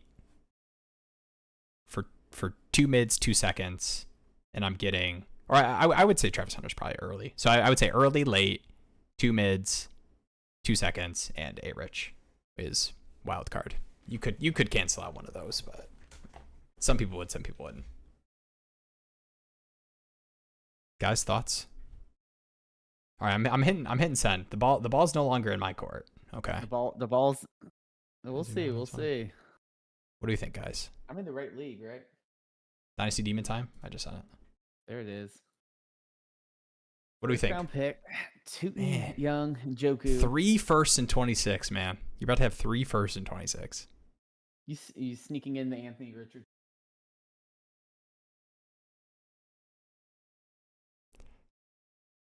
Jeremy, think on it. All right, I appreciate it. They're giving you, they're telling you it's fair, but they're giving you the time that you need. If you're a toilet trade checker, if you need a moment, if you want to check with Becca, get her thoughts on it. But I've seen fair Travis offers and no one wants them. I will say he is a hard player. If somebody took him in a rookie draft, He's hard to value. He's hard to value and he's hard to move because it's like you want to be cashing out at this is Justin Jefferson Jr. prices, even though that's like insane. Full send. I mean, I don't think he's like Justin Jefferson Jr. by any means. But it is a 12-team start 9, and it's always hard when I sit there and I know I'm getting the first back, but I'm sitting there and I'm like, wait a minute, I'm giving up a top wide receiver in this class and the top running back in this class. That's where I'm like, is this really the type of tier down I want to make? Would it make you feel better if I gave you the nerves that I get when I look at this deal? When I look at this deal, I see Justin Fields QB2 that I'm banking on versus Bryce Young trading away as far as like long-term stability. I'm seeing a first-round pick on a team that I have constantly said is very fraudulent and frisky and could easily be this could be a mid first easy. This could be a team that barely missed the playoffs if a couple things don't hit. Especially if I'm giving you RJ Harvey and Travis Hunter. Then you basically already took your pick this year. Yeah, but didn't we talk about this? You got to pick your tight end. I'll change it to Kincaid right now. If you don't, if you keep being rude about my trade, I'm going to change it to Kincaid. Don't do that, please don't. Go. All right, I think not Kincaid. I can take it off the screen. I'm gonna have to think on it. And that's totally fair. We can go back to the duo. It's okay, guys. It's all right. We don't need to. All right, we don't need to force it. We don't need to push it. I always get excited trying to buy Travis Hunter. Will's team is probably cooked. Yeah, that is true. I will say that, yeah, if like Harvey and Hunter are just like fine, like wide receiver, yeah, like 2-3, running back 2-3. Yeah, if he's wide receiver 20 and RB 15, you're like, oh crap. Yeah. But no, yeah, you're right. The 2026 class sucks, right? That's what everybody says. All right, here we go. What's up, Evan? Henderson and Egbuka and Worthy for Chase. Am I buying too much of the rookie hype? 12-team PPR, Superflex, 0.5 tight end premium. I like Henderson. I like Egbuka, but man, you just can't trade away Chase. Those two could hit the highest end outcomes, and I think you'd still want Chase. Yeah, no, unless if it's literally like Gibbs, a 14-team start 12 or something. Like it's like, okay, maybe if it's chasing 2 zeros, maybe I need to have other guys. But in most leagues, you're just gonna take Chase here. All right, Saquon or Nico Collins, 0.5 PPR, 12 by 10. Oh, dude, Nico. Even in a 0.5 PPR. Oh yeah, definitely. Definitely Nico. I do Saquon understand. Is a perfect sell now. Yeah, I do kind of get it though, because I mean, it's not like Nico's like 23 or anything, but he is young enough to, I think, 25. to feel like you have probably like 4 or 5 years of elite wide receiver production. Just to me, Rayru, the way you talk about Travis Hunter being JJ Jr., Nico is Julio Jr. to me. Like I think a healthy Nico season is like pushing wide receiver 1. Oh, easily. I mean, he first half of the year he was basically the wide receiver 1. So yeah, who would be your? I will RB? say Diaz. I do want to do some tutorials. I know I have a bunch of tools, and I'm always like, I need to just find a way to document everything better. So that is on my to-do list. All right, RB contend targets. Yeah, I mean I know we hit on a lot of these guys. I know Pollard is probably tougher to buy right now with the Spears injury. I'm still down to buy Connor. I know some people are kind of pushing Trey Benson. Like Kyler said, like, oh, he's gonna have a good year and everything. But I feel very confident. Connor was so good. Yeah, Connor was so good last year. Connor was like one of the better running backs in the league last year at in a lot of like advanced metric stuff. Yeah, I would say Kamara's an easy buy. That team's gonna be bad, but I mean the dude's going to catch 100 passes. Yeah. Christian McCaffrey, I think, is an easy buy if you are a contender, because you can probably get, if he's healthy, he's going to be a top 10 guy in fantasy football. Now the big if is if he's healthy, but you're also not having to pay Saquon Barkley prices for him. You're paying, a late first for him or a second plus something. Ooh. So I think CMC is definitely someone that I would definitely go after. Diaz, what's your Swift offer?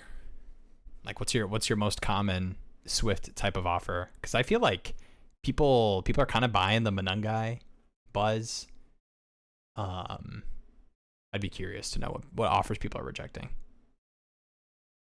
I feel like he's similar priced to like Pollard, where you kind of have like that one guy behind it that some people kind of like, but yeah, I still expect Swift to have, I mean, even if it's like, even if Swift doesn't have 100% the workload that he did last year, it's going to be a much more efficient offense. So I don't think it'll be a 0. Do you think we should trade DJ Moore in Dynasty? I mean, it's obviously it's all like value dependent what you're getting back, but I am like for this year specifically, DJ Moore goes ahead of Rome in we could pull this up here in Underdog. It takes me a minute to get the stats stuff set up, so when I like think about doing it, I get kind of like self-conscious about how long it's going to take me to like go over here and get it all ready and search it up. But boom, just as I start talking about that, we got it ready. That was some good stalling. Yeah, the DJ Moore stuff is kind of tough because I think I don't want to like dig too much into a lot of the like weird usage we saw last year with like bad screen stuff and kind of like attribute that to DJ Moore. But I mean, there's been some DJ Moore in the backfield stuff. Does that like get you tingling at all thinking about like a DJ Moore 2023 season again? I mean, I don't think we'll really see that because there's just so many targets now. Like when DJ Moore had that season, it was like Darnell Mooney and like Kmet. So there's a huge upgrade in terms of DJ Moore and just how many targets go around. And I know even then that was right off the Panthers making maybe a top 5 worst trade of all time. And then gifting DJ Moore, like it's like, oh, DJ Moore actually gets to play the decent offense for once. Mm-hmm. So like, it was kind of like, it was like the honeymoon phase of DJ Moore in Chicago. Now there's a lot of tension there. So I don't think he's like I have to trade him, but also he's kind of like he's like Calvin Ridley, like 2 years ago. Yeah. And like yeah. Okay. Like you feel all right about it, but you don't feel great. Like, it's like, he's probably going to be like a wide receiver too. Can I get someone to really pay for him? Sure. Then I move him. But I mean, would you trade more? Get someone to give you a good price. Would you trade more for a first on a team that you just are like, yeah, like if he hits, I'll miss him, but yeah. I think I'm doing that. Any first gets DJ Moore, unless if it's like a guaranteed, like a super team where it's like, okay, this is definitely like the 111. Yeah. And even then, I might do it. And he's like, I mean, the age stuff, I mean, 28 is not like a death sentence or anything, but like if it's not difference making production from DJ Moore this season with the Bears, like you'd have to hit some nuts outcomes to be getting first for him next year. Oh yeah, for sure. All right, here's the trying to send a second plus without sending a second plus. This is how Diaz is trying to get Swift, that's the realest message I've ever seen. That is like all my trades are like doing what I think people could in their mind equate to. Not that I was doing that to you. Yeah. This last trade negotiation or anything. That was. Oh yeah, that was completely totally normal. Yeah, that was different. That was different strategy. Samson in a third. Ooh, that's a fun one. Samson in a third for Swift. What's that to you taking? Samson in a third or Swift? I've probably taken Swift. Yeah, it would have to be. Unfair, I think it'd have to be a team where I'm like trying to move off my running backs in a shallow league that I would do Samson in a third. If I'm a rebuilder, right? Like to me, right now, I think the only like I can't be picky with running back. I just filter by starter rank and go down to okay, who's the bad team and who has like an oldest running back. Because if it's Pollard or Kamara or whoever, they're more inclined to move them for a deal like a Scattaboo in a third or whatever, than if I'm going to a middle of the team or a contender and being like, hey, do you want Samson in a third? It's like, no, dude, like I need a guy that I can count on when it's, week 8, not a guy that's like speculative. Yeah. So, but when you're a rebuilder, you're like, okay, this guy's 1 year left of being relevant, so I need to get off of him. Mm-hmm. So that's why like it kind of depends on where the team is, but I do think the Scattaboo in a third is a deal that I'm kind of surprised. Like I feel like that might be a deal I would strongly consider accepting. All right, John P. Great question here. School lunch league trade Nutella crackers for Doritos. I'm gonna need some context. When we get these questions asked, we really appreciate when you guys add context. Can I get the Dorito flavor? These just normal Doritos? Are we talking Cool Ranch? The size, yeah. Spicy sweet. I think maybe just for argument negotiation standpoint, we can just assume similar size quantity. But yeah, let me know. I feel like I'm just a gut Doritos guy. If it's like a Cool Ranch, I'm a big Cool Ranch guy. Cool Ranch snack size. The spicy sweet chili is kind of bussin'. Not gonna lie, and I'm not a big spicy guy. I haven't had those ones. They're pretty good. All right, what do you feel would be fair for Connor?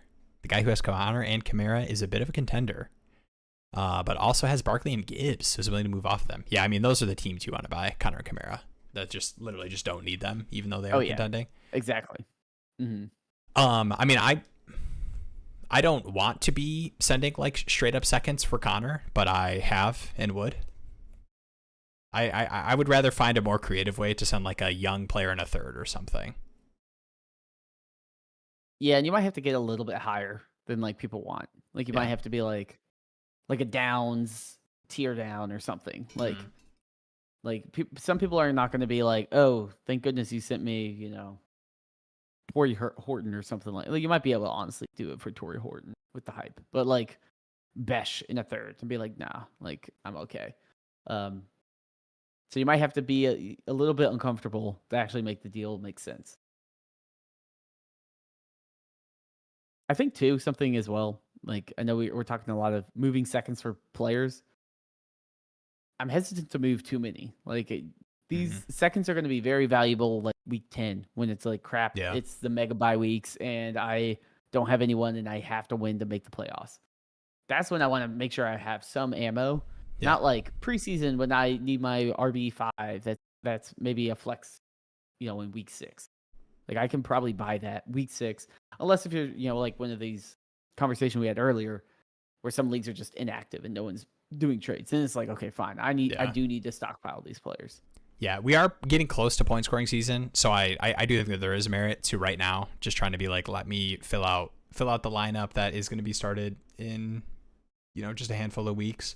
But I will say, like you had mentioned, I mean, last year in a shallower league, I traded a second for Aaron Jones and Mike Evans on like a team that I'm going to be competing for the next.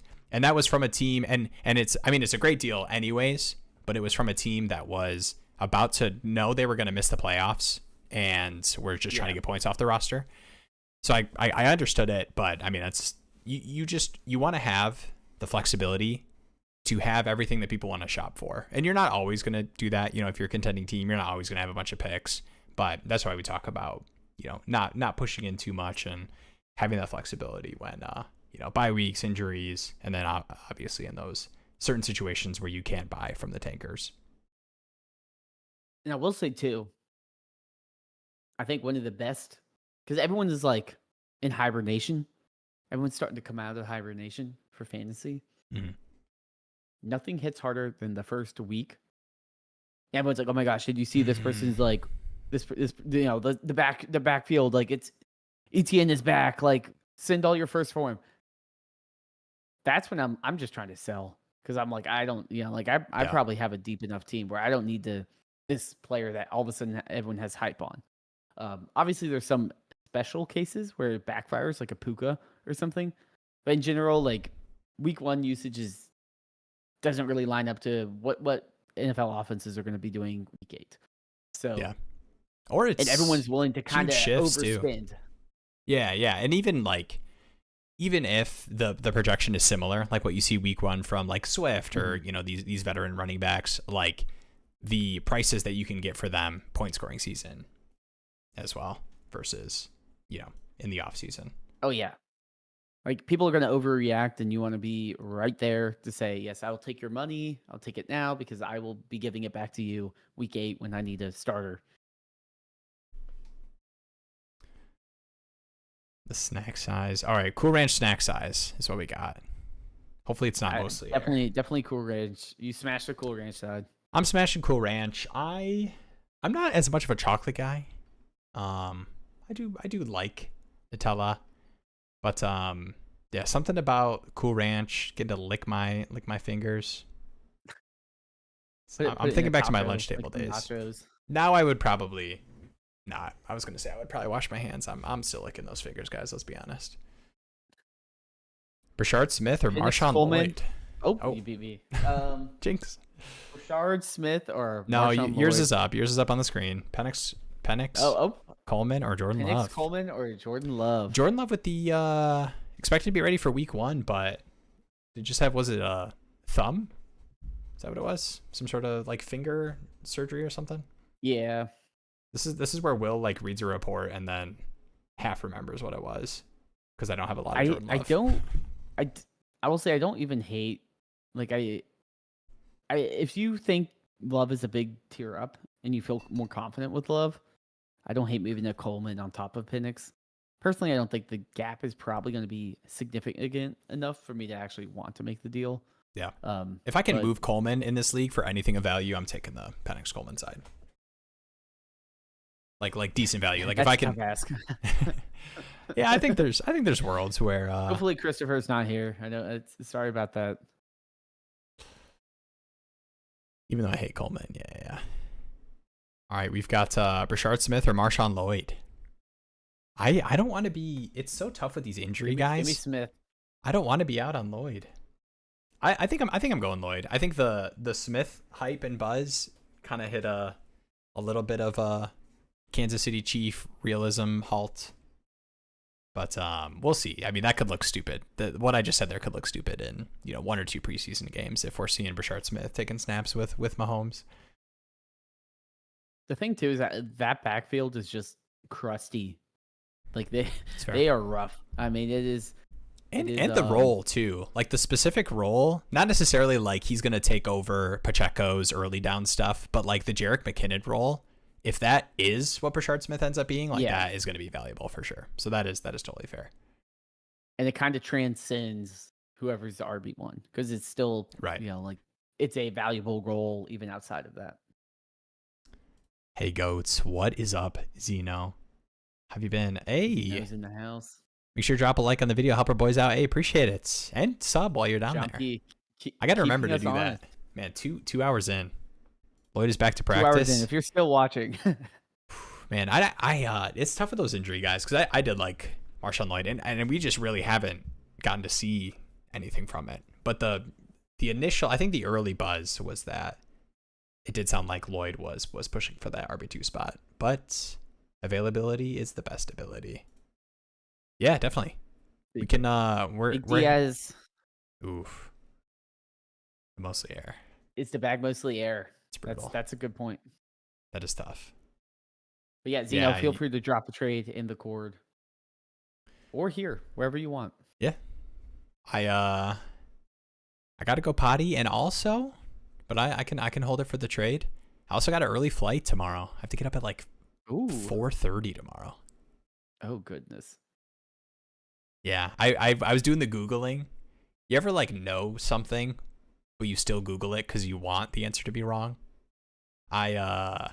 I was like I'm supposed to get there like at least an hour and a half, 2 hours before I board, right? And I was like, is it really that long? I don't think I've never done it harder than the Rashee Rice injury. Because I just traded for him in one of my like big leagues, and then 3 snaps in gets his knee blown out, and I was like, okay, this can't really be happening. I'm like, I just blew all my ammo on this. We got a question from Brett. Welcome, Brett. Got offered Amon-Ra for my Garrett Wilson, Waddle, and Besh. I'm a contender. Amon-Ra would be my wide receiver 3 behind CD and Neighbors. I mean, I would love to hear more context to like feel better about the like exact response I'm giving you, but I'm taking the Amon-Ra side for sure. Yeah. No, that to me is an easy thank you. Thank you for the Amon-Ra. Besh, I'll deal with the rest. Yeah, Besh is whatever, and I do like Waddle, and I'm still willing to buy him, but I think we are definitely past the days of like Waddle top 10 dynasty wide receiver expectations. Waddle is going to be like DJ Moore, Calvin Ridley type of value play of like, like are you excited for him? Not really, but he'll be all right. But the reality is Waddle would be wide receiver 4, Garrett Wilson wide receiver 3. It's a good consolidation move just to get 3 absolute superstars. All right, I have the Zeno trade here. Yes, Diaz. I do have this. Of the auction. My comedic mind. Wow. Ooh. I did host a all right, here's a glimpse into my comedic mind. I got asked, so I am a remote employee for the company I work at. And it's probably like 5-7% of the employees are remote. And I was asked to be a co-host for the trivia thing that we do. It's like a company-wide event thing, and I got asked to host it with another guy. And people usually do like little like bits or whatever. And so the bit I came up with was the classic. Somebody's like, all right, my co-host is like, all right, Will, let's get into the trivia. You want to start that? And I go, yeah, sounds good. And I look down on my computer and I say out loud, okay, Will, here's where you should come up with something funny to say before we start the trivia questions. Oh, that's a good one. Like I'm reading off the script. And I said it just like that. And the literal second in command of the company, like the second highest up, my boss's boss's boss. We do that. I say that. My co-host says, oh, Will, like, didn't you read the script template I sent you last week? You were supposed to update your sections. I go, oh, no, Gene, I'm sorry, I didn't. And she is off mute, and she goes, that actually was still pretty funny. Like, she didn't realize that it was like a joke. She thought I was an actual like idiot who read that out loud. It was a little brutal. So, F in the chat for Will. But hopefully, somebody told her. That's my hope. It was a little brutal, and like that was I can't actually funny. I can't save it. Like there's like 500 people on this Teams call. Like I couldn't. There was no way for me to correct it, so I had to keep going. But it was okay.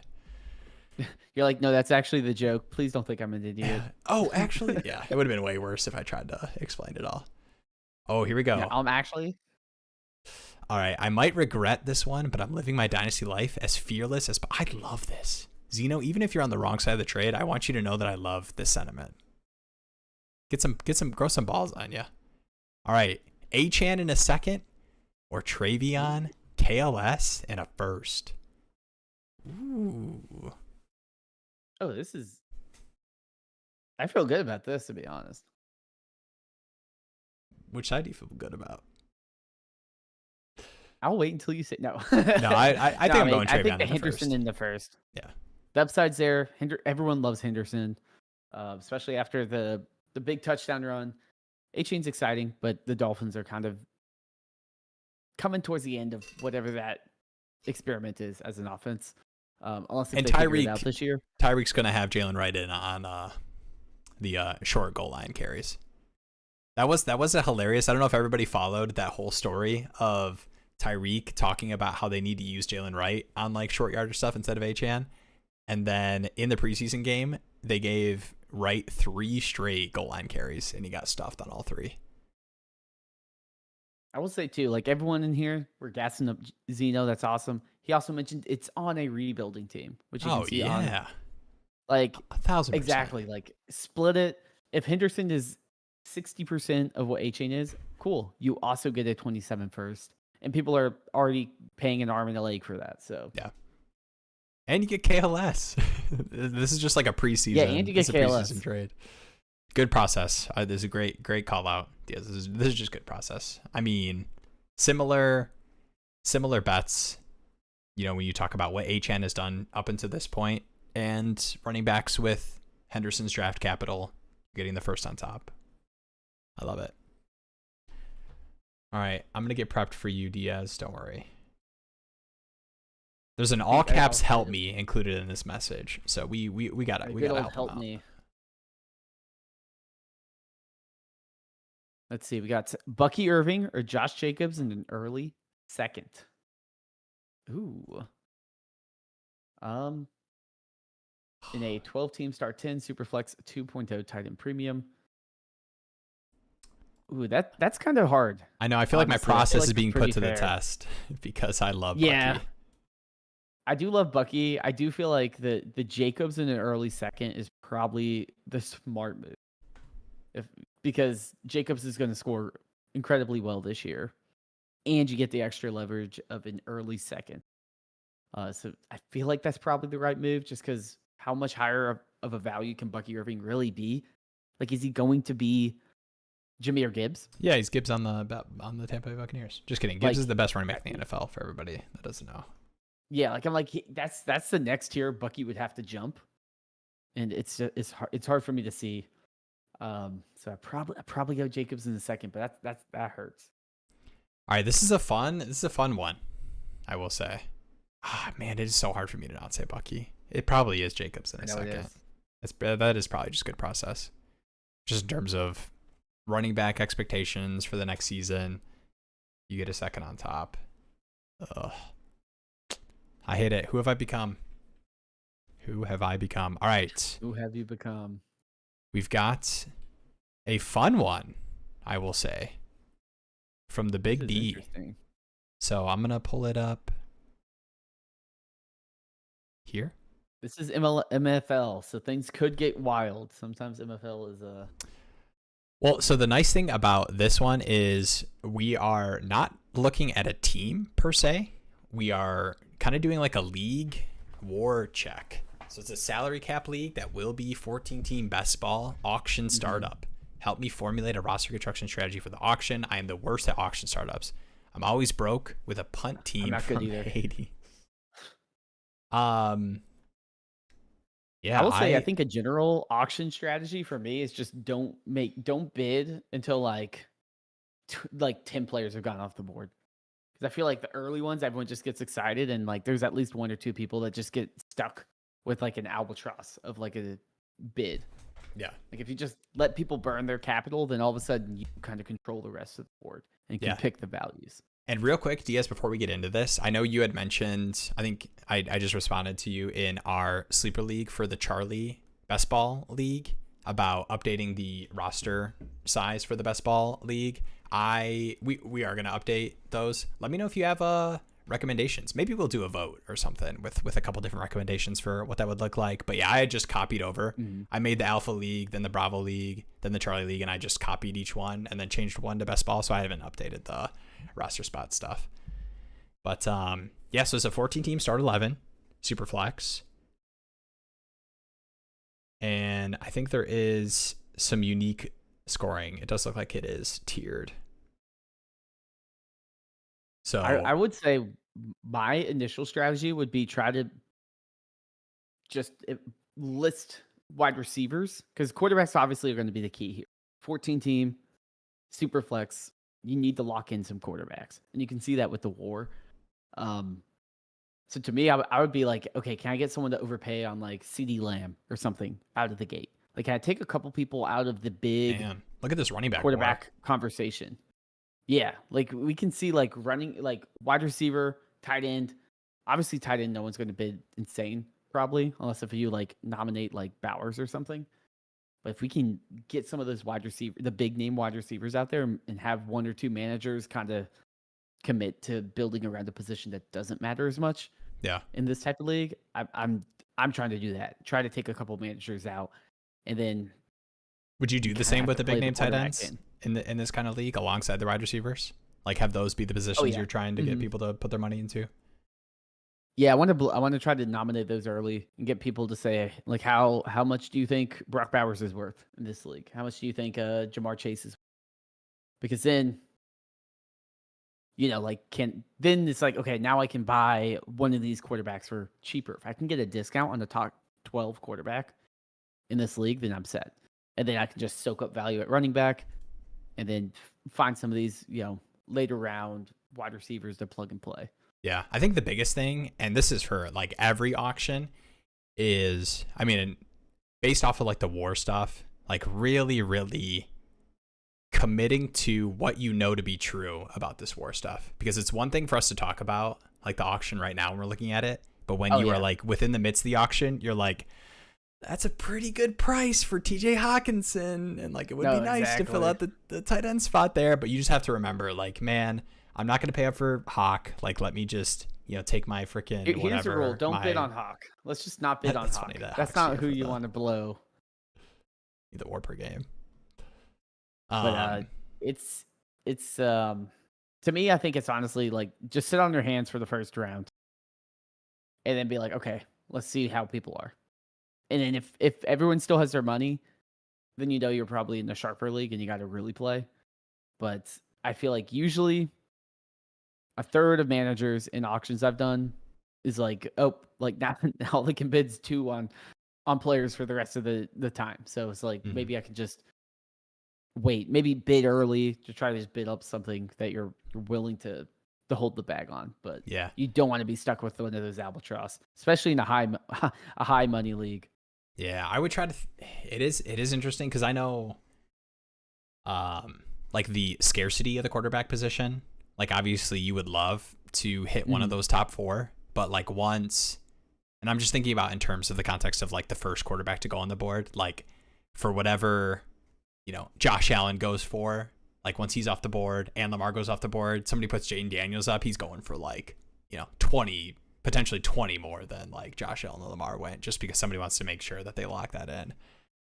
So I wouldn't be afraid if one of those QBs goes up early to like put yourself in that. I think people can get a little nervous in auctions about bidding early because they don't want to lose their money. But I think when you understand the war and you just see like how impactful those high end quarterbacks are, and even like a running back too, if you think it's a good deal, I wouldn't be afraid about being in on those aspects of the auction. Yeah, I mean nothing. And this is where war is impactful. And this is what I do with like my roster reviews is I'm always like, we want to understand that when we do take a big swing, we have the biggest range, like a wide range of actually seeing success. It's not like, oh, I'm going to blow all my money on a wide receiver in this league, because it's like realistically, you have to hit a top 3 wide receiver to probably see decent returns.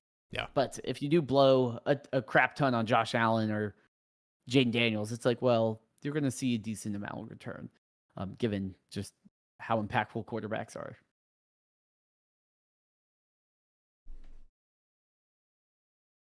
We got one more trade. Amon-Ra, or Saquon and Reed in a .5 PPR? Amon Ra. I will say Boner Goku told me that Amon Ra was washed. Damn. And that it's J-Mo's over. team now. Yeah. No, it's definitely Amon Ra side there. This is a good call too. Tend to miss out on top players when I follow that, but I'm never struggling for depth by the end, which is important in best ball. Yeah, for sure. And I think the nice thing too, Diaz, is like you, as somebody that plays just out of best ball leagues, like you have a good feel for like the depth that is actually good best ball depth. No, that is important too. The fact that it is best ball means you don't want to be stuck with like you might have like one or two albatross type of deals, but you don't want to get stuck with too many because it really is finding. You want to consolidate a position and then be able to take a bunch of dart throws. Yeah. Yeah, and that's the thing too. Yeah, focus on QBs and some RBs. Yeah, for sure. And I think that is the nice thing too about best ball is like the wide receiver position. I'm super down to like almost full. I don't want to like full fade, but you can make up ground. You know, nobody is going to be. People are going to want to fill out the depth of their best ball rosters with the receiver position for sure. But you just have to think about the logistics of people being like on the clock. They're making bids and they see, you know, whatever, Jacoby Myers come up on the board. People are not, you know, dropping loads on Jacoby Myers. Pause. Well, it also makes those like streaky guys too. You know, we're not dropping loads on anyone, but you know, finding like I always use like the Gabe Davis. Whereas like Gabe Davis was the most annoying type of redraft or like lineup player. But when you actually could just best ball it, he was like a godsend because he just straight up win you some weeks. So there's a lot of value of like, can I just get these high boom bust upside guys that maybe are a little bit more discounted? So I will say you can use, you're in the league format tool, but if you go to the spike week view, you can also view high spike week percentages at positions. So you can find players that might be a little bit cheaper, but tend to put up a higher amount or percentage of spike weeks. That definitely becomes more important at the wide receiver position. You know, like guys like a Jameson Williams, Jordan Addison, Shaheed, my goat, Darnell Mooney, Devonta Smith, even Keenan Allen, baby, Alec Pierce. Alec Pierce is like a name I knew was going to be on here, but makes that me is a good laugh every one. time. Yeah, Every time I see see one. it. How about Adonai Mitchell? Get some buzz. Nope, maybe. I like this view. Yeah, this is there. I learn about a new tool from Jeremy. I feel like every time that I'm forced to man the screen record while I go through his site. I know it's like how well did I design it is when I'm like, oh, like do this, and I'm like, oh crap, no one knows how to use that. Yeah. So I do need to do like a. You can customize. And I was thinking like I know we got the new season coming up and all that, so I've been wanting to kind of juice up some of the maybe make a little here's what's new this year / here's how to use some of the big features on my site type videos. Heck yeah. All right, bang, beautiful. We got what 30 people in here, I see. Oh really? Oh, I can't really see the numbers unless I click over, especially when I'm screen sharing. I have like my second page or my second monitor, not page, what am I, 80? Is I just pull the analytics stuff up, so it's a little jumpy though. Sometimes it'll be like 30 and then 10 or something like that. But a lot of people laughed when you wouldn't trade me Travis Hunter, is what I saw. That there was a big dip when that trade didn't go through. But it's okay. All good. Ooh, stages. Yeah, maybe like in the future we'll do some stages. Yeah, I do want to get some collab too. We'll bring in some of the DD guys on the channel a bit. Yeah, and also any ideas you guys have for like the streams or the Discord? And I know like maybe we're adding channels in season. I don't know if people like having those Discord channels for like in-game stuff, but yeah, let us know. Appreciate you. Ooh, you got your sound effect? Hey. We'll see if it plays. It is not playing. I have the MP3. I can just search the MP3 on my downloads and play it. We can always do the Afternoon Delight Dynasty theme song. That can just be one of the things I play. Find your Jalen Wright. I'll play it twice. I got to rewrite those lyrics. They were like 8 out of 10. There was just like two things we were missing. I appreciate it, Big DS. Thank you. Definitely hit the like. Failed successfully again. True. Also, my boss couldn't make the trivia meeting. She sent me a message and apologized, but it was probably for the best. If that's how the CEO took it. So I bet this is keeping you up at night. It is. The CEO thinks I'm an idiot. She also probably doesn't know my name, which is probably cancels it out a little bit. Or maybe she learned it now. So if this is the Dynasty Daddy channel, are you two my Dynasty dads? Dang. I don't know if I like what that all implies.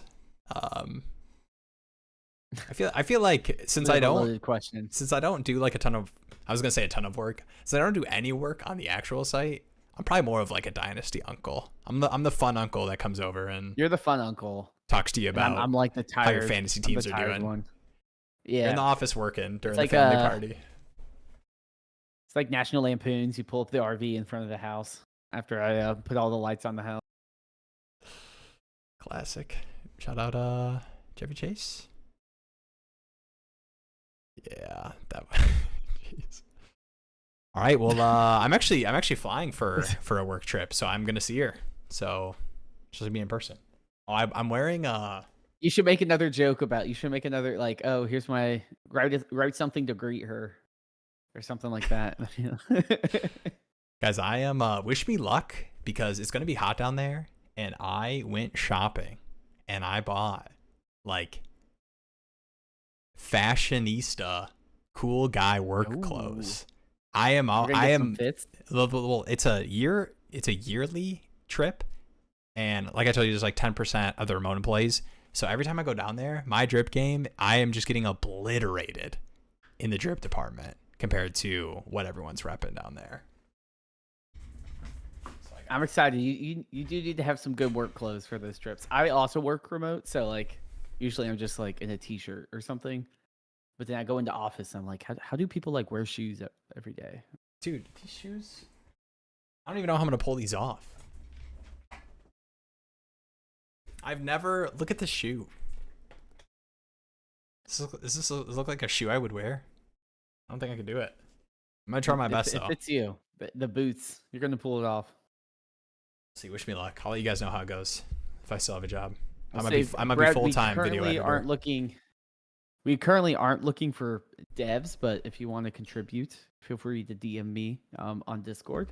We can talk about stuff because right now I'm just the solo dev, so it gets hairy when I have to manage a bunch of people and have a bunch of people pushing code and stuff. Looks goth. Dang. Oh, what's up, Jack? I have the 9th pick in my league, and I'm leaning Nico Collins. Any advice? Is this a redraft? I'm down for. That seems a little bit early. I'm assuming. I'm just going off of like my understanding of redraft ADP and like underdog, because Nico tends to go around that 1-2 turn. I will say, and this is, and Jack, let me know if we're totally misunderstanding the context of the question. Yeah, my assumption is it's some sort of redraft. But let us know, Jack. Probably single, yeah. But here's my redraft take. Okay, this is what I'm doing in my redraft leagues. Ooh. I am going, when it makes sense, running back early. I am just very, very confident. Most years, I'm confident in my ability to like hit on later wide receivers because I think home leagues tend to push up running backs in like the later rounds. Like you'll see James Conner, like people that know the running backs and know that they're going to get carries, get pushed up. And so I'm hitting running back hard early. I'm smashing receivers, maybe even the league quarterback on top of it. Just because I feel really confident in my ability to like get Egbuka around ahead of where he's going on home league sites, hitting Josh Downs, those receivers versus, missing out on running back early and having to draft like Jordan Mason because the running backs are flying off the board or something. Yeah, smashing a early running back, and then you could probably get a Nico Collins type player in the second round. And then you're like, okay, cool. Like you address all of that. All right, here we go. Zachary, your thoughts on the trade? Jackson Dart, Trey Harris, and a 2027 first for JSN and Brian Robinson. I feel like that's about right. That's pretty fair. It's definitely Jackson more Dart's fair after like, the Trey Harris. Yeah, the not feeling great, but the poo-poo news. I'd probably want to see like league format stuff, like how impactful. Like if it's like a super shallow league, and I'm fine moving off of a first to like get JSN level players. It's pretty fair. Are you Jackson Dart guy? He looked pretty good. I think he's all right. I just think it's like it's hard to tell in one preseason. It's hard to tell, and then I'm sitting here. I'm like JSN. Like I probably trade Trey Harris for like Brian Robinson right now. Yeah. And then you're telling me Jackson Dart in a 27 first for JSN. Like I'm like I can probably get Jackson Dart-ish production for much cheaper. Oh, I did see that clip about the Easy Pass. Hey man, I don't really know what Easy Pass is. I don't have Easy Pass money, bro. Yeah, Anna Hola 7. Help me, lol. Everything okay? Yeah, I'm like, do we need to call someone? Let us know. I will say shout outs to everyone. 1520 subs. Dang. Oh, let's go. All right, the core of the team: Kyler, Gibbs, Henry, Chase, London, Bowers, JSN. Okay, so you're buying during the first. So the receivers we're looking at are Chase, London, JSN. Oh, you posted a link in the Discord. Oh, in the live stream. Help me. Where's that at? Let me know if you find it. I do not see it.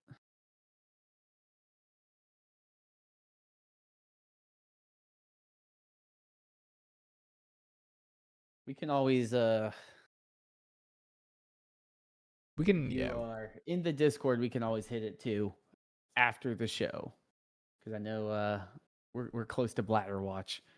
That is true. Yeah, guys, I have to get up in 5.5 hours. Yeah, Will is I think on the ropes. I think we're doing the hard out pretty soon here. Oh, we'll end on this. It's closing time. Are we in on Milrow? Man, I will say, watching Milrow run, man. I think in on Milrow at the price of, if it's a total 0, whatever. I mean, I think, are you in on Anthony Richardson? Like, then you're probably in on Milrow. It's a similar profile. I appreciate everyone. Yeah, appreciate you guys. Back in an early first for May. That's what the high level trade was. Oh yeah, I'm taking Dak in the early first. Yeah, I'm taking Dak in the early first. Let's see. I'm loading it so I can. Okay, it's a 12-team start 10. Oh. And they have May, so they're sending May. They also have Bryce Young. So yeah, I'm doing that. Give me an early first. I can live with it. Watching Drake May right off into the sunset and early. Yes, how did you find this one? I'm impressed.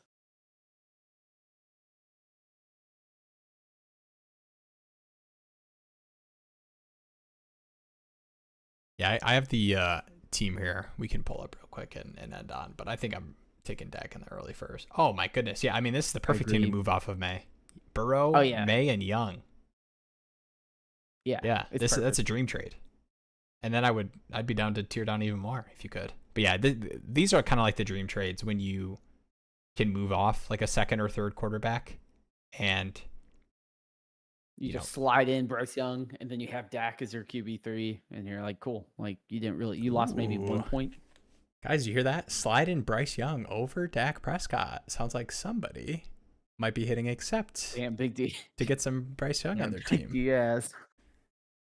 Oh. Oh dang! The almost super team. Oh, this one. Oh, that's a lot of ones I'm seeing. Yeah, Jaden it's tough. Daniels, Hurts, Knicks. This guy's Jared Goff QB4, and the rest of his team is nasty. Genty, Breece Hall's RB5. BTJ, AJ Brown. Hey, variant, you're a contender. All you need is 1 week. You just need Amari I mean, Cooper your to team is drop 80 nasty points or too. whatever. Chase, CD, Puka. That's crazy. I mean, that is what you want to do. I mean, obviously you traded away their own first to make that happen, but I mean, when your team is like very good competing,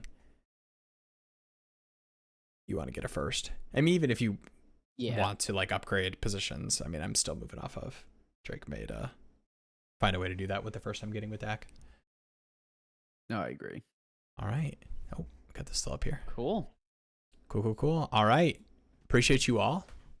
Thank you for